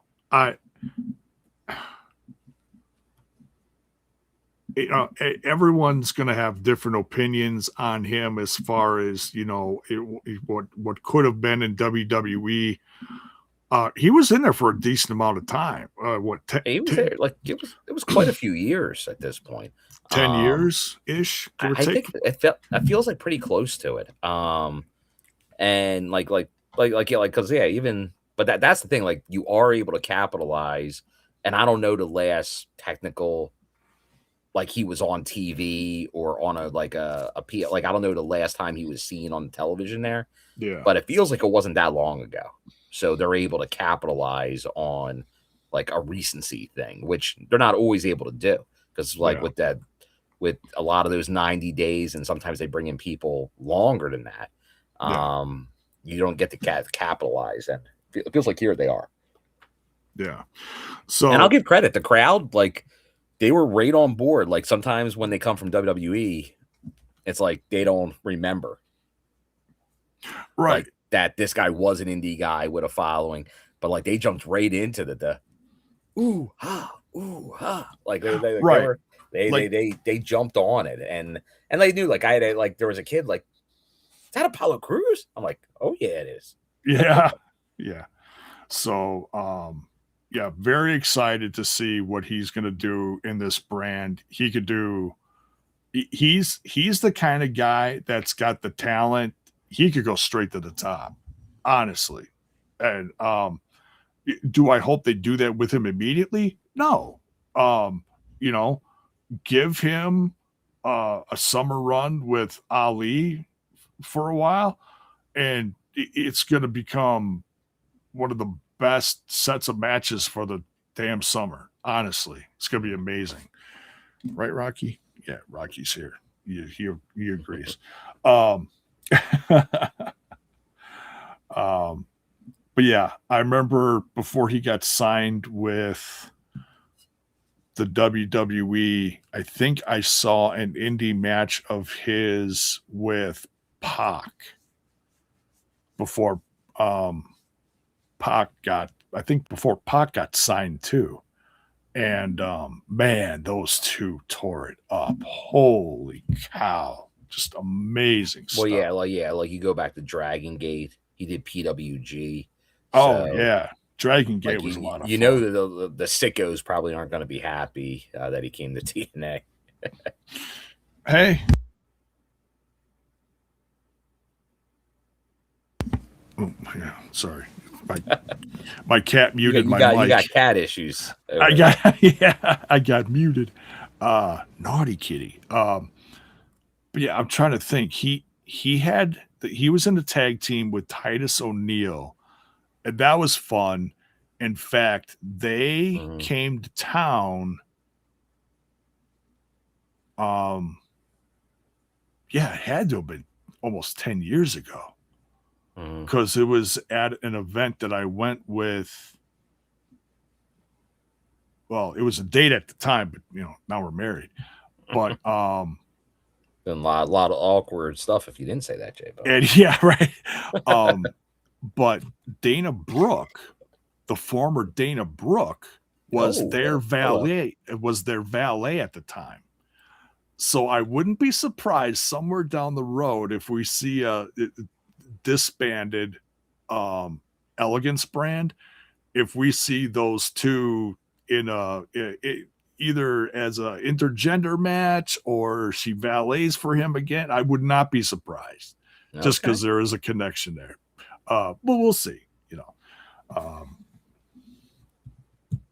yeah, fun stuff. Yeah, Uhaa versus Pac back in the day sounds insane. Oh, it was the stuff of indie greatness back 10 plus years. Yeah. And so you're going back before, well before AEW. So it was before a lot of those. You're like in the era, like when El Generico was still around.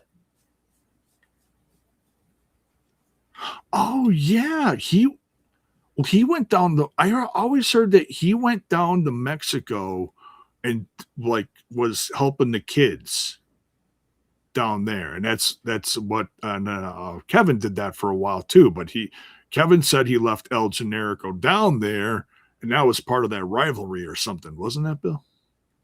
Well, there was all kinds of stuff. Obviously, they had their team, the rivalry. Try to do that with a straight face, but yeah. Yeah, you're trying to straight face me. And then next you'll be Americanoing me over there. By the way, congrats to Sami Zayn, man. I'm so happy for him. Good stuff there. He deserves it. What else we got here next? But yeah, great to see Uhaa Nation part of it. I know that when he was on that list of or released and or not getting re-signed, Moose was one of the first guys that said, "Hey," he said something online to that effect. You got a visitor there, Bill? Nah. No? Okay. I thought it was like a moth by you or something like that. But yeah, so Allie does retain here. And but it certainly leaves, you're not going to see title switches across the board at an event like this. But I certainly hope that Uhaa Nation and Ali get a good run of it this summer, sooner rather than later. It'll be definitely one of the highlights. But yeah, if you're a fan of what he was doing in the Indies before he came to WWE, put it in the chat. Let me know what did you see a match of his? Talk about it. Next, we got the No Surrender match. Eddie Edwards versus Moose. Man, that it was because it wasn't just a grudge match. Man, there were family ties in this one. There was we've never seen Moose's family at ringside, I don't think. At least it's obviously not to this extent. Right. Yeah, like I don't remember, like I've seen pictures of his wife on Instagram and I've stuff. seen her like sit that. front row on occasion at times. Okay. But never to like this involvement. Right. It was never like it was never to become part of a storyline or anything. Like Rey Mysterio wrestling his son and Rey Mysterio's wife, Dominic Mysterio's mom, is at ringside. Something like that, where she's going to be going to get involved and slap Dom or something. But yeah, Moose's wife and then his son. I didn't know he had a son. That's how much, Moose has like kept his, private life private. It's like I didn't even know. So that was interesting that they got involved later. And I saw some online reactions like, "Oh my God, what is Eddie Edwards doing?" Eddie. He crossed the line, so to speak. He really crossed the line with this one. Eddie. Yeah. But yeah, there was a backstage segment that I saw later where Moose runs into Uhaa Nation, gives him a hug, and says, "Hey, we're finally both under the same roof. Welcome." And he's like, "I gotta go take leader Moose right there." Yeah, he's like, "I gotta go take care of business. We'll reconnect later." So take care of Eddie business. Yeah. So that is one thing that I'm very excited. Oh, Mayor, yeah. There you go. He mentions Free it your too. mind, J-Bone. Yeah, I saw it. I didn't see it during the show. I saw it later on social media. But yeah, because I missed the beginning of the Moose Eddie match. I figure if there was a match I was going to miss part of, I could miss part of that one.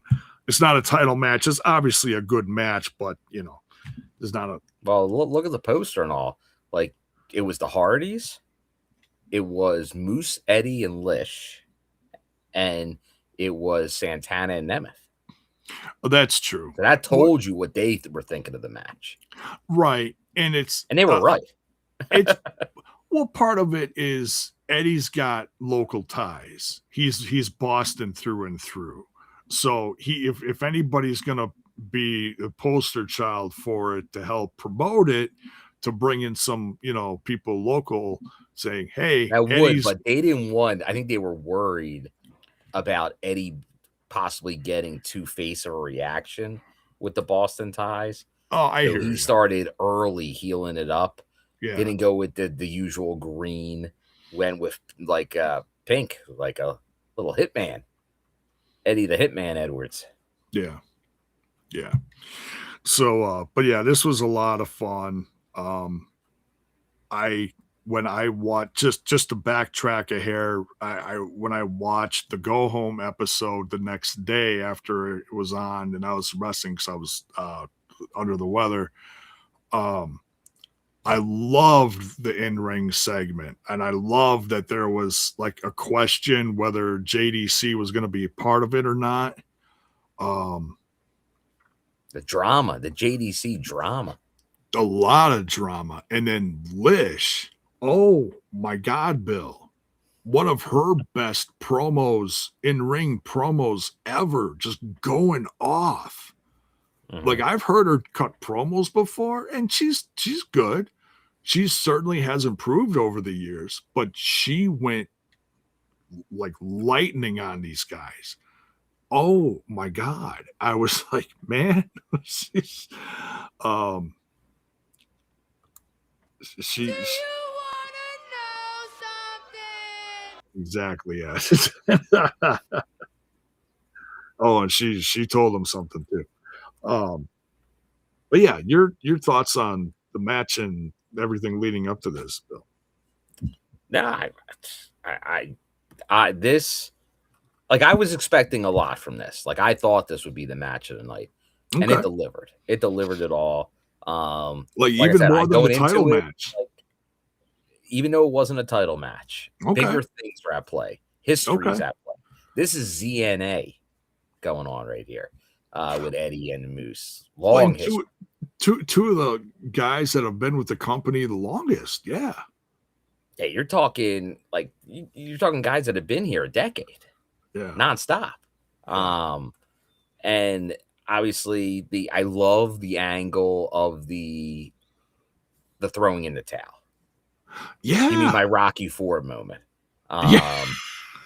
So you'll be throwing no towel. Like I did. That's what I need. If he dies, he dies. Yes, that's exactly right.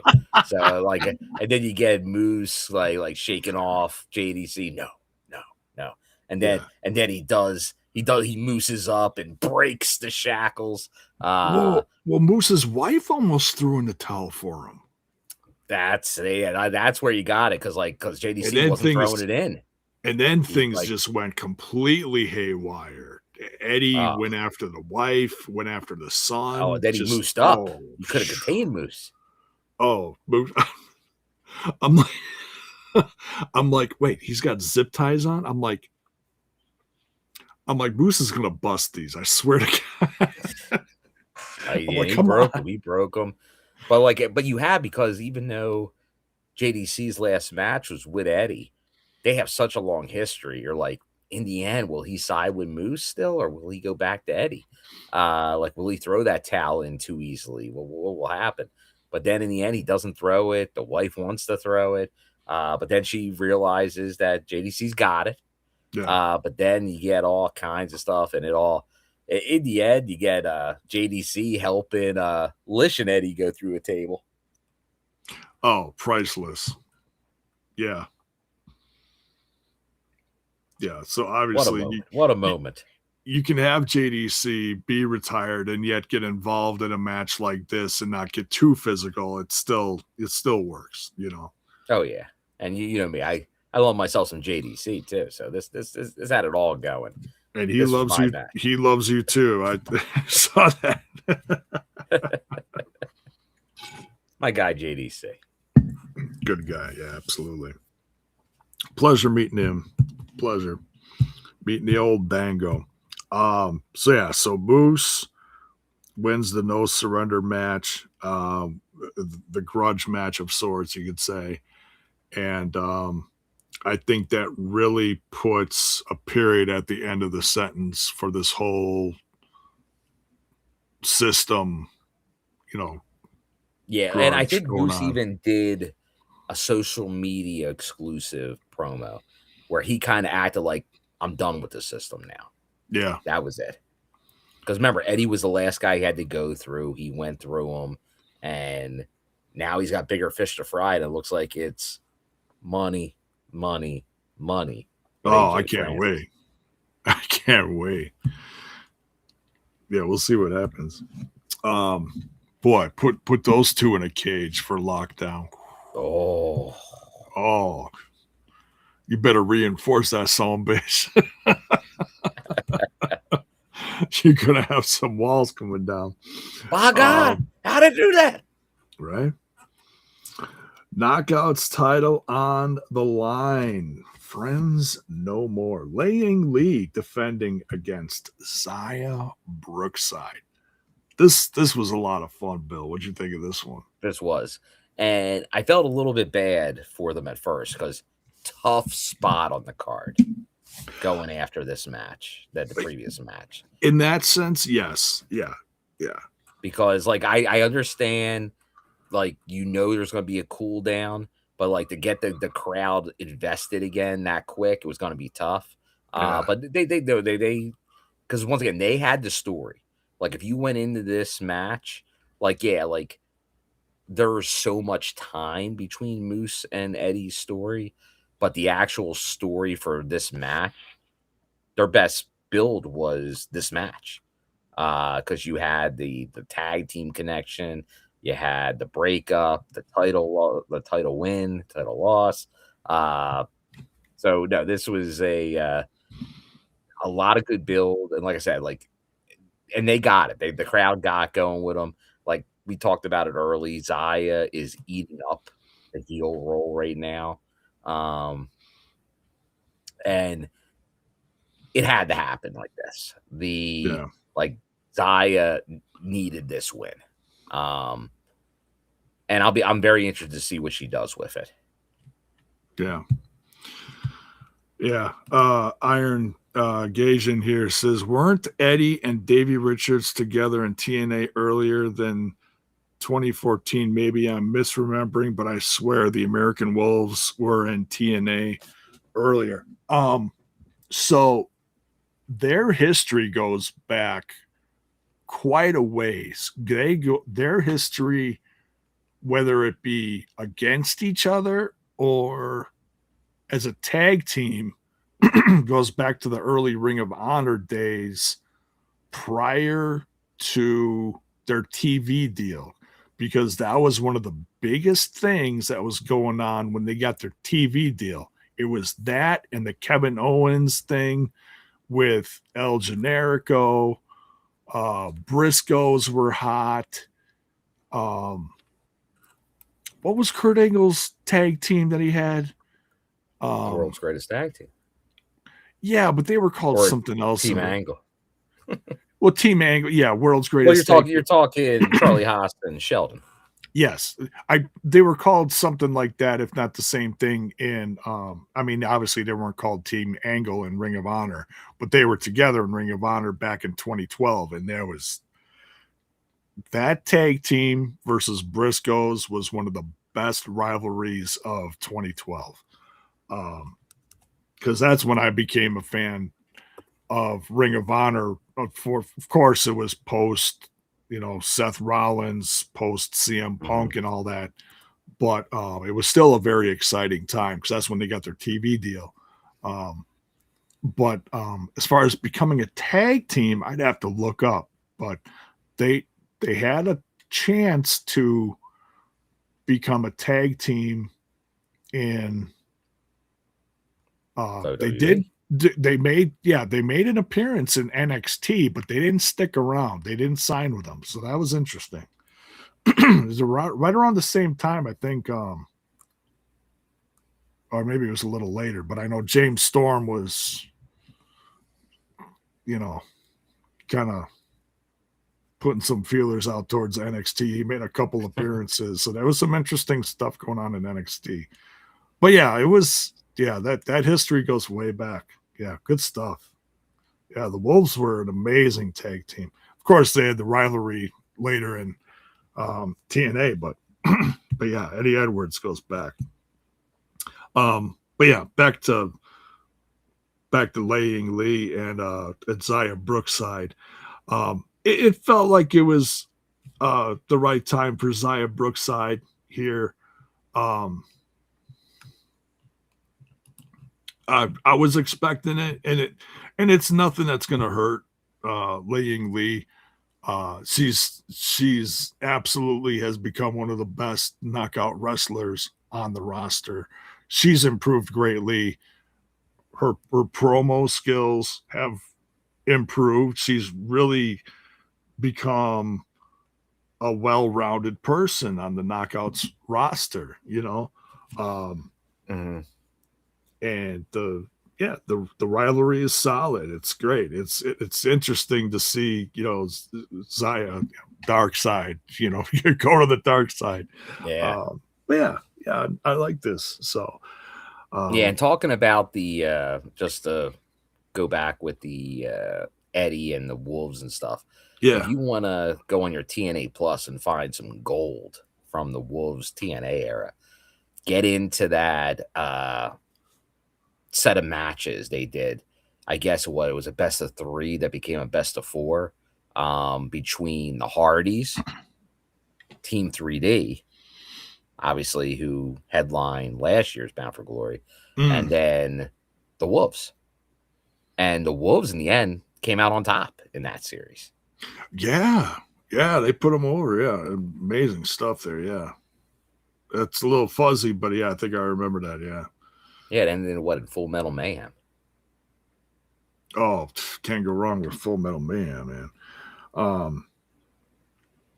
But yeah, so congrats to Zaya Brookside.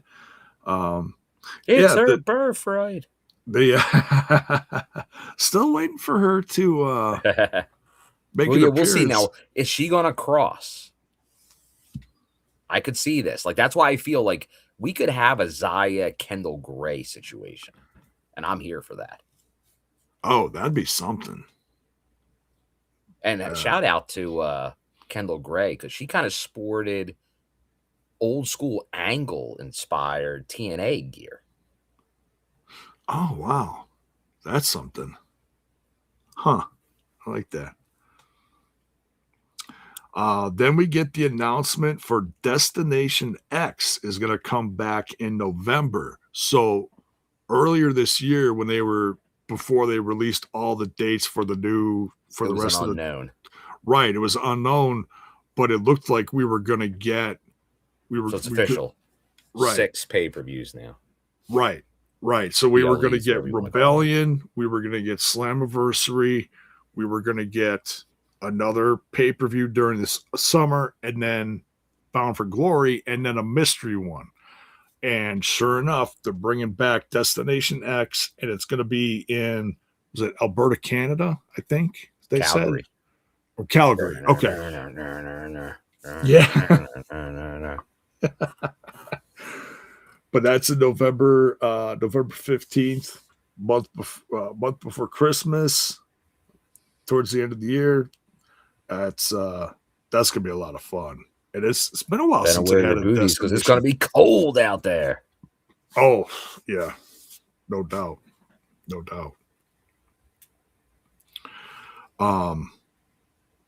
So yeah, that's great to see. So and then next we got the 4-way fatal 4-way, you could say, TNA tag title match, ladder match, excuse me. So you got the great hands. I wrote down good hands, crossed out good, put great. And I like the fact that they added them to this because and they did some solid work in this match. Oh, they absolutely did. Yeah, I mean, I for a while I'm like, well, I either wanted the Righteous or the Great Hands to win, just to change it up, And I get that way of thinking. I wouldn't have been totally against it, but I'll say this: I would have booked it the same way.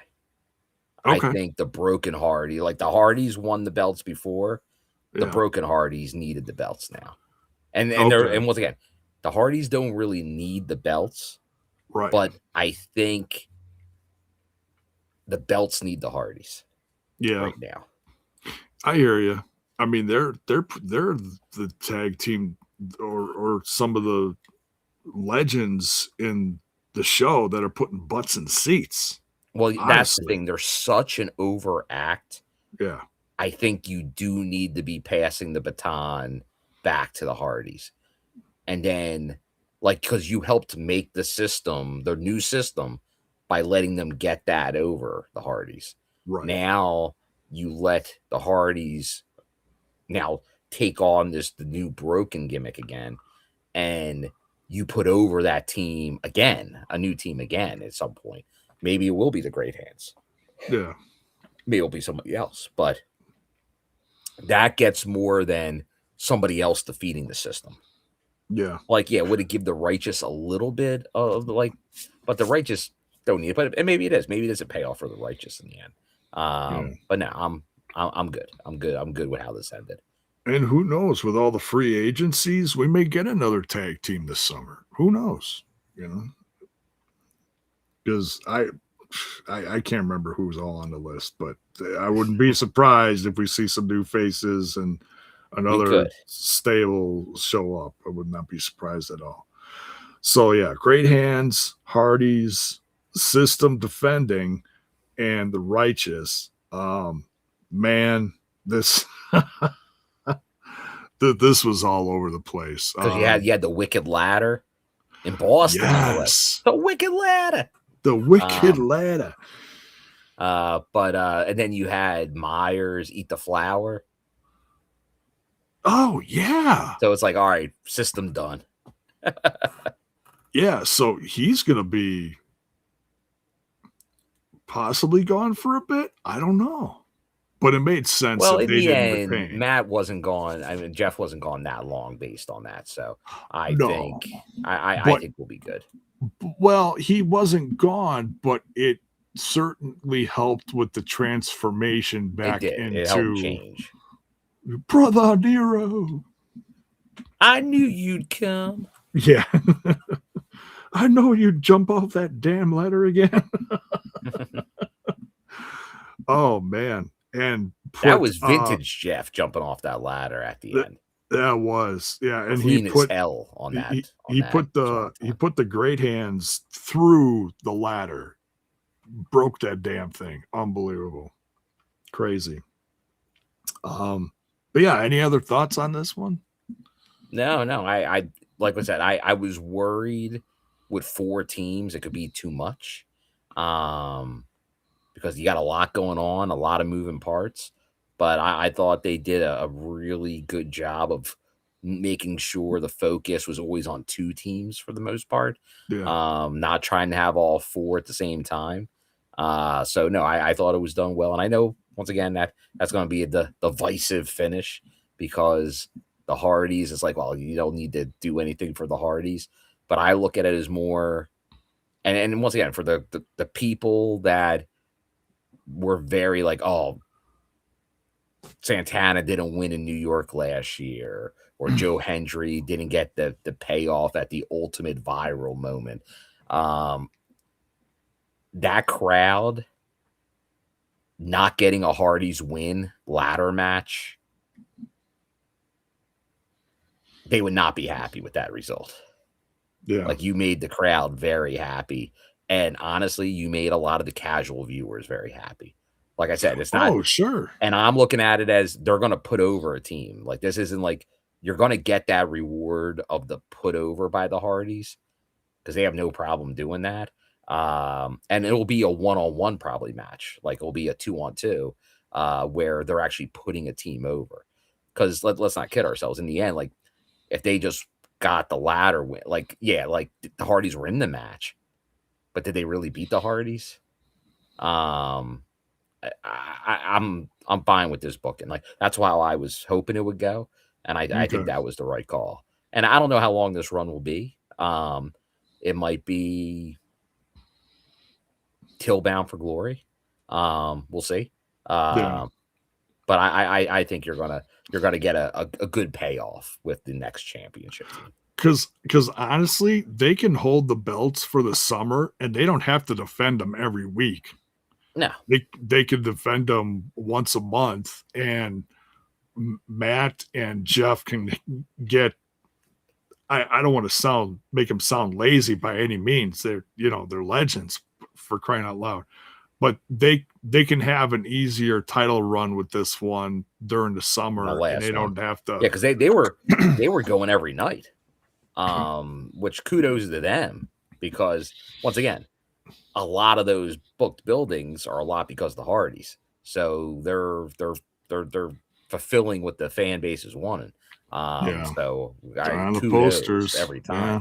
time. But you also got to be realistic at where you're at. Like because I think Matt, I think Jeff, like they both want to be able to do what's best for business as long as they can, and Mhm. you're gonna have to like, because I think they're now on a plan, which is great. Because remember, once again, a lot of people didn't think the Hardys would be here as long as they are here. It feels like they really are going to finish up their career here in TNA, which is awesome. I'm down for that. And if Yeah. we can make that from maybe what was originally planned to be at most maybe 2 years or so into like 3 or 4 years, maybe more in some type of, I'd be down for that. Like a team like legends like that, that's, you almost can't put a price on what they bring to the roster. Yeah. So the more you can extend that where everybody's happy, healthy, and once again, Jeff did some crazy stuff in this match. uh, but that's what he does. That's what he Yeah. does. But like I said, he looked about as clean doing that stuff as as I've seen him in a while. He looked like the previous Broken Hardy era, if not earlier than that. He Yeah. looked very good in this match. Yeah. Yeah. Yeah. And That's their wheelhouse. And I once again, think it's a they've ladder been. match. They should that's not the match you have somebody like, what other team really has credence to say they can beat the Hardys in a ladder match that was in that match? Oh, that's few and far in between. Yeah. Yeah. It's like Moose versus Jeff in the ladder match. Yeah. Moose never been in a ladder match ever. Jeff Hardy, the master of the ladder match. Yeah. Yeah. But yeah, fun match. It's gonna be interesting to see what happens next. There's gonna be some pissed off groups. I mean, obviously the system is gonna. It's gonna be interesting to see what happens with the system now. Brian Myers with Poison. Cedric Alexander is the only one that came out on top in that bunch for the pay-per-view. Great Hands. Does Cedric make a power play for the leader of the system? Yeah. Who knows? He's like, I'm the only one with a belt. I don't see anybody else here. Yeah. Knowing his cockiness, it's we need more cocky Alexander, right? Great, like I said, the look on his face after he took that belt right out of Leon's hands before Leon dropped was priceless. He laughed all the way to the bank. Great Hands. Could be a lot of disappointment there in Order 4. I don't know. We'll see. There's a lot of little different things that could potentially happen in storylines. We just have to see if and when it happens. So, but yeah, congrats to the Hardys. Then time for one more match. We do, but before we get to that match, we had a hell of a promo that TNA put together with Santana narrating it. And for a while it was hard to grasp exactly what it was. I saw a lot of people in the live chat were like, oh, this is Santana saying goodbye to TNA. And I'm like, I don't think so. And then as they started showing older footage, you could tell it wasn't aimed at the audience. It was a thank you to Conan. for Yeah. what he's all done in wrestling and TNA, and how he helped a tag team like Santana and Ortiz come up, Oh and yeah. so many others in the industry come up. I mean, look at what we were talking about Lucha Underground earlier. Conan was such a huge part of that behind the scenes. And that was his goal for Lucha Underground, was to get AAA wrestlers on American TV. And he succeeded.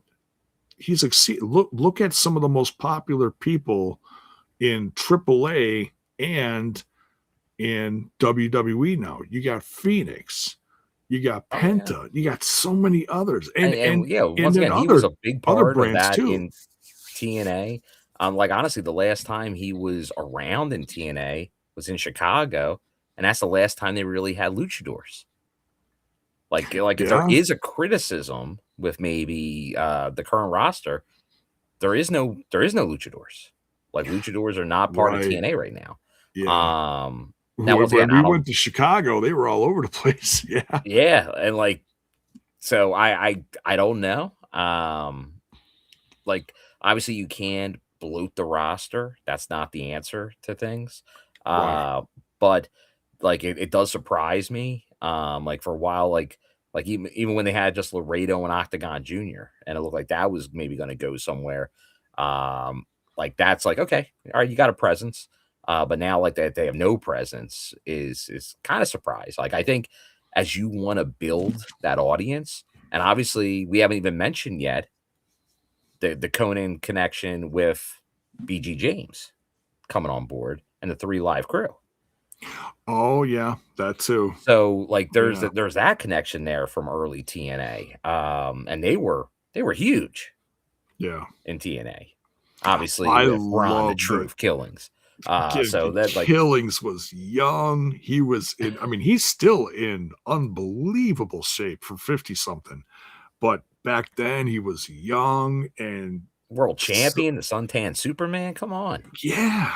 Yeah, it was such a fun time. I know when Conan came in and flipped the whole company on its head, and BG James came in and getting rowdy. It was I know when Truth and BG James were a tag team in WWF at the time, and it didn't last a whole long. It didn't last real long, but then they showed up again together in TNA. I was like, yeah, yeah. It was such a long time ago. It's crazy. But yeah, and like I said, it got me a little choked up because it's been emotional thinking about Joe Doering, and I know Conan's had a rough go of it lately. He Yeah, lost, although I did see some reporting that it looks like he may be like on the like for upswing. obviously very serious things, but yeah, on the upswing where like the Okay, seriousness of like, oh, could this go really bad? yeah, Like life and death type stuff. It yeah, looks like that he's out of the woods there, which is okay, good. So no that, and then I know I see some talk in there. One of those free agents, and maybe near the top of my list, because another guy that was briefly in TNA but I was a big supporter of. I was going all in. Also, Lucha Underground guy, oh, uh, absolutely, and that is that Santos Escobar. yeah, Uh, and I would like that's a difference maker in my eyes. yeah. I think that guy is a star, and I would be all in favor of The bringing him on. former Phantasma, yeah, Oh yes, I'll yeah. I'll break out my Phantasmo jacket. That will make an appearance because I am all Phantasmoed up. Who Hee was ho, El Phantasmo. he was masked in Lucha Underground, wasn't Mhm. he? But he He was a was totally masked in Lucha different. Underground. He He was was not like a hunter. Phantasmo. No, he You're wasn't. good, J Bone. You're very good. You almost got it. You're there. You're You're like a he had step away. he had a different mask, and he had like the antlers on his headdress. Oh man, Oh, well, I'll say his this: he was his a king. topes, King Cuerno. There you go, J King Bud. Cuerno. His tope at the time when he was in that company was the most lethal tope in the business. It was literally a bullet through the ropes. Like, you know, like how he didn't end up in the 10th row every time he did that is a miracle. Yeah, and he's still, I don't know what they're doing with it. Did he go back to AAA or did they let him go? I don't remember. It was such a flip flop with him in WWE for a while. King Cuerno, yeah. He's been all over the place. Yes. So yeah, they brought him in, they let him go, they brought him back, and they didn't do nothing with him, and then they let him go right away or something. It's crazy. So I don't know what the deal was there, but well, I think he kind of finished on AAA. Was kind of how he finished, but then he was released. okay. So, but yeah, no, I would, yeah, like once again, like there are people that are still here from when he was last in TNA, Yeah. but that would be like I said, I think there's not many difference makers. I think he is one. And once again, yeah. like he's not your, like he's a different kind. Like he's not your, although he does do some of it, as you mentioned, the tope. Like I wouldn't call him like your typical luchador. But he's very well rounded. Like no, I always he's a world title contender wrestler in TNA. Absolutely. He's a main eventer. I always put him up there with guys like Roosh and stuff like that. Yes. You know. Yeah, he's more that style than if you just think flippy. Like that's not really what he is. He's more like Pentagon than Phoenix. Yes. Yeah. Not so much high flying, more he I saw his mask versus mask match versus Dr. Wagner. Not the Dr. Wagner that's wrestling now. That's the son of Dr. Wagner or Iho Dale. Dr. Wagner.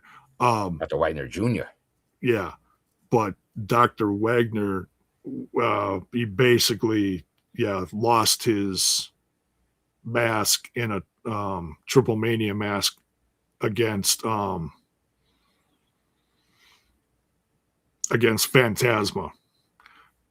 And I'll never forget watching that. Dr. Wagner's I think it was his little kid at the time. Not his son that's a wrestler, but he had a little kid in the ring. So I think it's his little son or grandson or whatever. The little kid in the ring looks over at Phantasma and he goes, I was like, oh shit. Oh, they're teaching him early. Cold-hearted player. Yeah. I'm like, oh, this kid has already seen too much. But yeah. Crazy stuff. All right. Time for the main event. Let's talk some main event.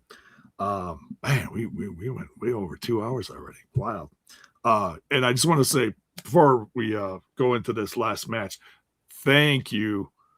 Oh, did I screw that up? Bell's Boy says Phantasma lost a match versus LA Park in 2018. The original La Parka.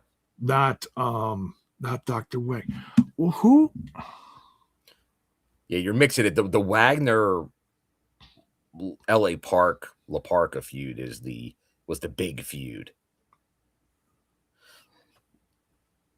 And then Bell's Boy, he did beat Dr. Wagner Jr. the year before, which forced Wagner to unmask. Oh, okay. Okay. I'm like, I know Dr. Wagner lost to someone. And maybe it was, I don't know. But anyways. Bring back the chairman. I was close. Okay, I was close. I've seen a few of those Triple Manias back then. Those are wild, just wild. Um, it's not the same, but it's they're doing their best with it. Okay, TNA title time. Mike Santana defending against the wanted man, Nick Nemeth. Some say he's somebody's big brother. Bill, what'd you think of the main event? I really enjoyed the main event. I know Nick was out there kind of like, hey, we're here to steal the show. We're here to give like the main event. Like everyone's looking forward to it. We want And to your over girlfriend. deliver on it. Don't forget that. And the girlfriend. Yes. But you know, they did a great job there. Like if I had to pick my like my match of the night is still Moose and Eddie, but this was excellent. And I'm sure will be divisive again. Anytime your face world champion does not win, or honestly the face in the main event at TNA, you're gonna get people that don't like that ending.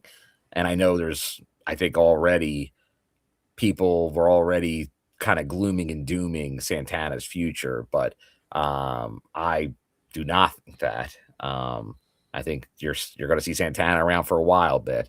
But I think once again, when he was calling his shot, usually those that call their shot, it pays off. And he called his shot. He gave it like he didn't do the, hey, I'm just going to take advantage, call my shot. I'm going to put in the match. I'm going to go for it. And like I said earlier, when we kind of were at the beginning of the show, I have no problem with Nick winning this belt. He's one of the best in the world. He's going to bring eyes. Like people know Nick Nemeth. They do know him. Like there's going to be some people tuning in with him as champion. Remember what he showed up during the Cena stuff back on WWE TV as Dolph Ziggler. So people will tune in to see this title run. Absolutely. But there's a big caveat, and they went it on TV in that segment about him not being there. I'm very interested to see how they play out this title run, because that was the negative. I'm just kidding. that was the negative of the face. Like when he won that title last time as a face, he was not there a lot of the time. So we got to see how this one pays out. I'm sure that was because they made a big deal. Like when they first brought him in, they made him like they almost really shot him up like immediate title run. But then I think they knew that was too soon. But then they cooled it down and then gave him the title. Yeah. But he wasn't officially fully committed yet to TNA. Now they did make a bigger announcement that he's one of the guys they have committed to. Like he's committed to TNA full time. Obviously, he still does do other stuff, but we'll see if it conflicts with the world champion. So that's once again, that's going to be my thing. Now, where he goes from that, is this a long reign? Does Santana have a shot back again going after it? Or where's it going to go from here? We'll see. But I'm down for it. I'm interested to see. Yeah. Because they could take this in some interesting ways, I think. Yeah. And one thing I'm not assuming, I know there's been a ton of talk about it over the course of the last few months with Mike Santana and his contract. I'm not assuming anything at this point. I try not to. I was trying to go into this event not thinking about contracts and titles and, well, if this person wins and then that's what that means. And I'm not. I mean, if it happens, then it happens. I'm not. Do I hope that Santana sticks it out at least to the end of the year? That'd be great. I still think there's stuff that he could do with a few different people in TNA. Obviously, when you got a limited roster, that you can only do so much. But we get a few fresh faces in there. That opens. I'm pretty Uh, convinced we're seeing Santana through Bound for Glory end of the year type time frame. yeah, Yeah, could he be like, obviously there would be no reason for him to ever go back to AEW. But could he be in WWE next year? Sure. yeah. Like he's at that point where if he wants to make that move, it's probably on the horizon to decide And that. and if he Um, does, God bless him. I hope he does oh because yeah. man, his journey in TNA, his comeback, his road to sobriety, his time between AEW and TNA when he was healing up, man. There's some great comeback stories in wrestling. Mike Santana is probably one of the best ones in the last decade, if you ask me. Oh It's yeah. just been No, and I mean, we can sit there and argue, be like, well, yeah, well, you should have won the title at this month and that month and whatever. It's like, okay, let's look at the combined effort here of what he's done since he came back. It's been great. It's been a lot oh of fun. yeah. Yeah, no, it has. And like the only thing, and once again, like I'm not against it once they did the whole thing with the gauntlet, um, and the cup. But if the one storyline that was there that obviously right now they're not gonna have unless he gets the title back again, Santana. And that this is one of the reasons why I think Santana might be a lifer in TNA. I think like a lot of people go with the whole, "Oh, you've done everything you've done, you should leave." Like, that's a very common thing. It's like, "Oh, you won some titles, you had some storylines, now go do something else and make more money." Yeah. I think Mike Santana obviously had a great tag run in TNA. I Oh think they yeah. were looking at him as a future single star back then. But then obviously AEW comes about, sees the opportunity, goes. And I'll blame him. Oh, That was no, never blame them. But I think he quickly realized that was not the right fit for him. Um, right. and Over I time, think he yeah. looks back and like, you know what? Maybe I should have stayed at TNA, or maybe come back and that. But I think he feels very at home in TNA. I feel like that's his, like he's TNA, that's his brand. So I could see him because once again, the story that's there. What was the best storyline of last year? It was Santana and Ali.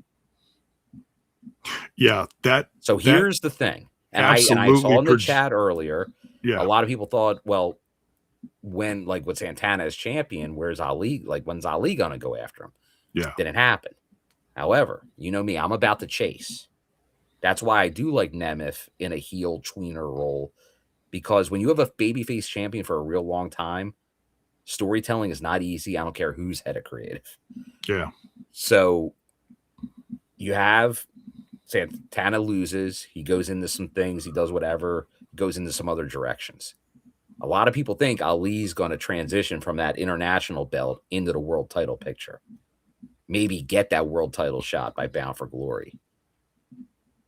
Let's say at Genesis Rebellion next year, Ali's your world champion in TNA. Ooh. Order 4's running roughshod. Who comes back conquering hero to challenge him? Former two-time champion Mike Santana with history. Now, you talk about a babyface run to go back after that title again. Santana would have all the fans behind him. Oh, that'd be nuts. Yeah. So he could have a great, like, there's a story to be told with Mike Santana well beyond this. And Ali, pound for pound, is one of the best wrestlers on the roster right now. Oh, yeah. He's and he's another one that initially was not like they were using him, and he didn't miss dates. Like he wasn't officially committed to TNA, but he was still not officially committed to TNA. Yeah. But now he is. So I feel like you're going to see, like, if there's an Ali world title run, there's so much storyline sense that Santana would go after him. Yeah. I'm just to hoping get his belt back. for the group's sake, staying on the subject of Ali and all this, I hope they start with the change in, some of the change in the company now. I'm hoping that uh, Special Agent Zero starts getting a little more notice. Mm-hmm. Get him out there, get him. If you got Ali in a great spot to defend this title, it's great to have Tasha Steeles out there. It's great to have the great hands out there. Let's get Zero out there. Let's really make him a force to be reckoned with. Well, we'll see You, because, like you I said, put I him you know there put was a him at few the chances, and they did not. And once again, hey, like for overall, I think the show was being run pretty well creatively, but yeah, that was a dropped ball situation with Agent Zero, yeah, because there was a few moments that you could, once again, you don't have to break him off the group, but you could have started focus on him more because yeah, he was showing big potential, yeah, and they just threw him back into the background. yeah. Like they You didn't had capitalize on any of that. you had the match with the Rascals Yep. stood out. Star making performance. You had the match against Moose, and once Yep. that happened, people were like, "Okay, And here they we gave him the go." win over Moose. They gave him the win over Moose. Right? Was there a follow up to that at all? No, nothing. That right there might be a fireable offense. Yeah, it's like let's It's like, let's why do you go. book Let's get it that and going. with no follow up? Now, I'm sure there was an idea, but then card subject to change. It doesn't happen. Yeah, But like, you give a win over Moose when Moose is hot, hot, hot, yeah. hot, and you didn't capitalize on that at all. Because yeah, like that's you. The potential's there, and that's creative, not doing right by Zero. Make it happen. You know. And maybe it is a thing where he needs a little more experience. I don't know how long the guy's been around, but Yeah, shoot. like yeah, he's been in the business a while, and but like obviously not a TV product, so I'm sure that's part of it. But obviously you're putting him with Ali, he's on TV all the time.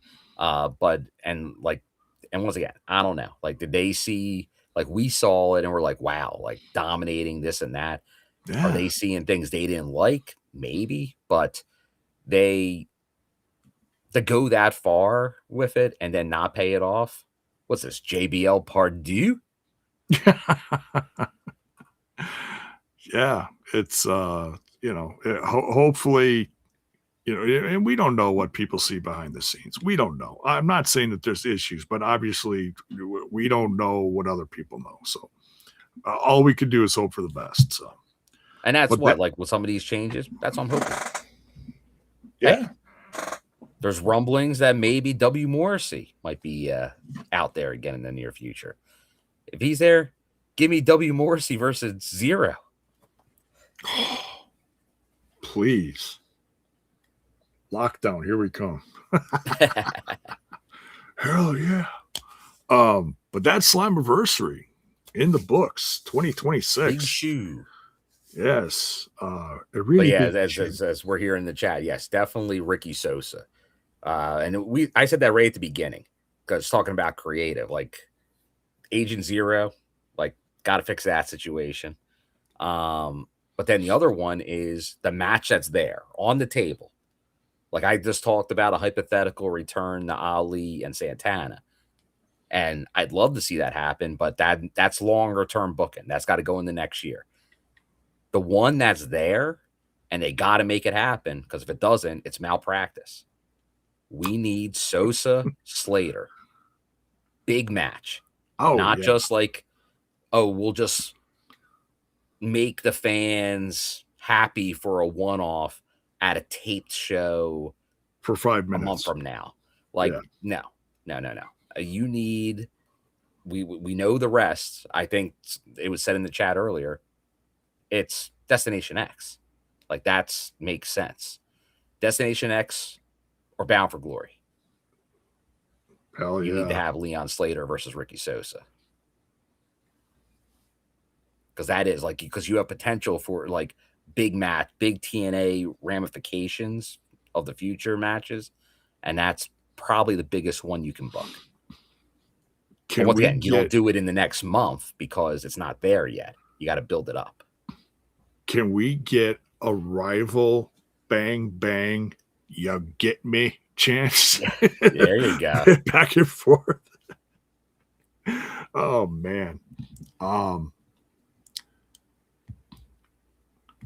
Yeah, or make them the hottest tag team of the summer and then break them up and start the rivalry sort of do what they that were way. doing I don't in the know. relationship with him and Javon Evans.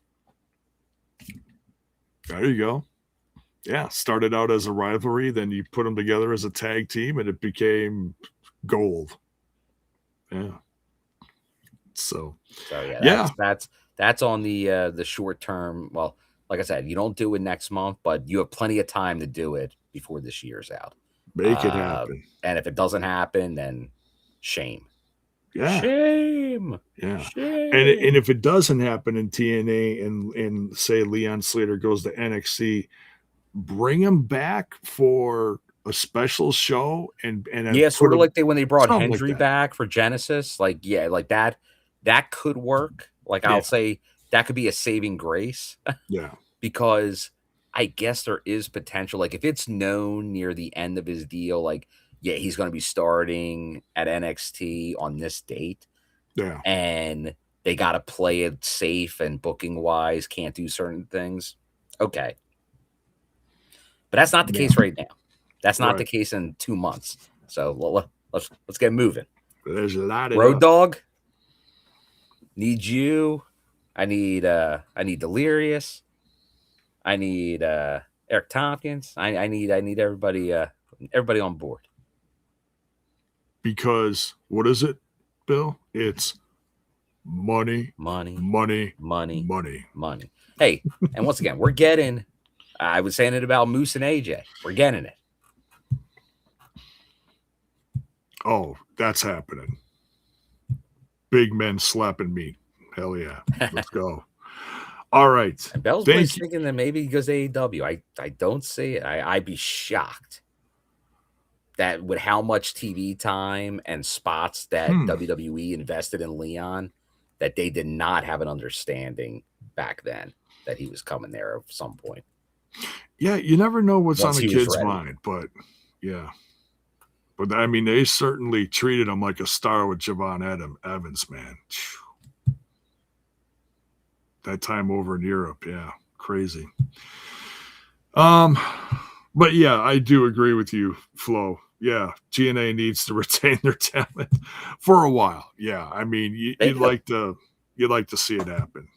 We'll see how they go over the course of the next year. I think it's time for change, but I think it's also an opportunity for growth. So it's all we can hope for. All right, we're gonna wrap it up here. We went over 2.5 hours, folks. Let's say goodnight. I need to take my old ass to bed. Thank you all for joining us. Thank you, Bill. Glad you got home safe. You got another several days of travel ahead of you. Safe travels to you. You're going to back to New York? Albany, New York for Wednesday and Thursday tapings. I'll be back on Thursday to talk all things TNA for live reactions, and then we'll see. I don't know if you're going to be able to join us or not. We'll see what your I'll probably be on my way home. I'll probably be in the car. Okay. So we'll see. All right. We'll see. Maybe Dave will get it for me while I'm cruising this. The maybe at least check in. There we go. Because my guess is, depending on when the show ends, it's just a little outside of the range. The show would probably end maybe about a half hour before I got home that night. We'll play it by ear. We'll see what happens. Because it's a little more upstate New York. It's not as close. Like, the city's about an hour and change closer, so it's a little further out. Gotcha. Well, either way, safe travels to you. Hope you have a blast in Albany. Thank you all for joining us. You guys know what to do on your way out. Number one, thanks to all our members. Make sure you guys smash that like button, smash that sub button, ring that bell for notifications. Thanks to everyone holding the Twitch down, or if you're even watching on the old Twitter box. So no kill steal. TNA, I don't think that those dates are live. It's going to be pre-taped, but it's because of the holiday. It's live to tape. It's live to tape on Thursday. Yeah, because it's Wednesday. Live on Wednesday, aired on Thursday. Yeah, so, but yeah, avoid those spoilers, folks, like we always do. You guys know. So, but yeah, take care. Have a great week. We'll see you a few days from now, and I'll be back probably tomorrow night with the Ramblers Unleashed. Go give us a follow over on YouTube and Twitter. And we'll be talking some stuff from the weekend tomorrow night. So, yeah, I got a full week, man. We'll see you guys. Take care.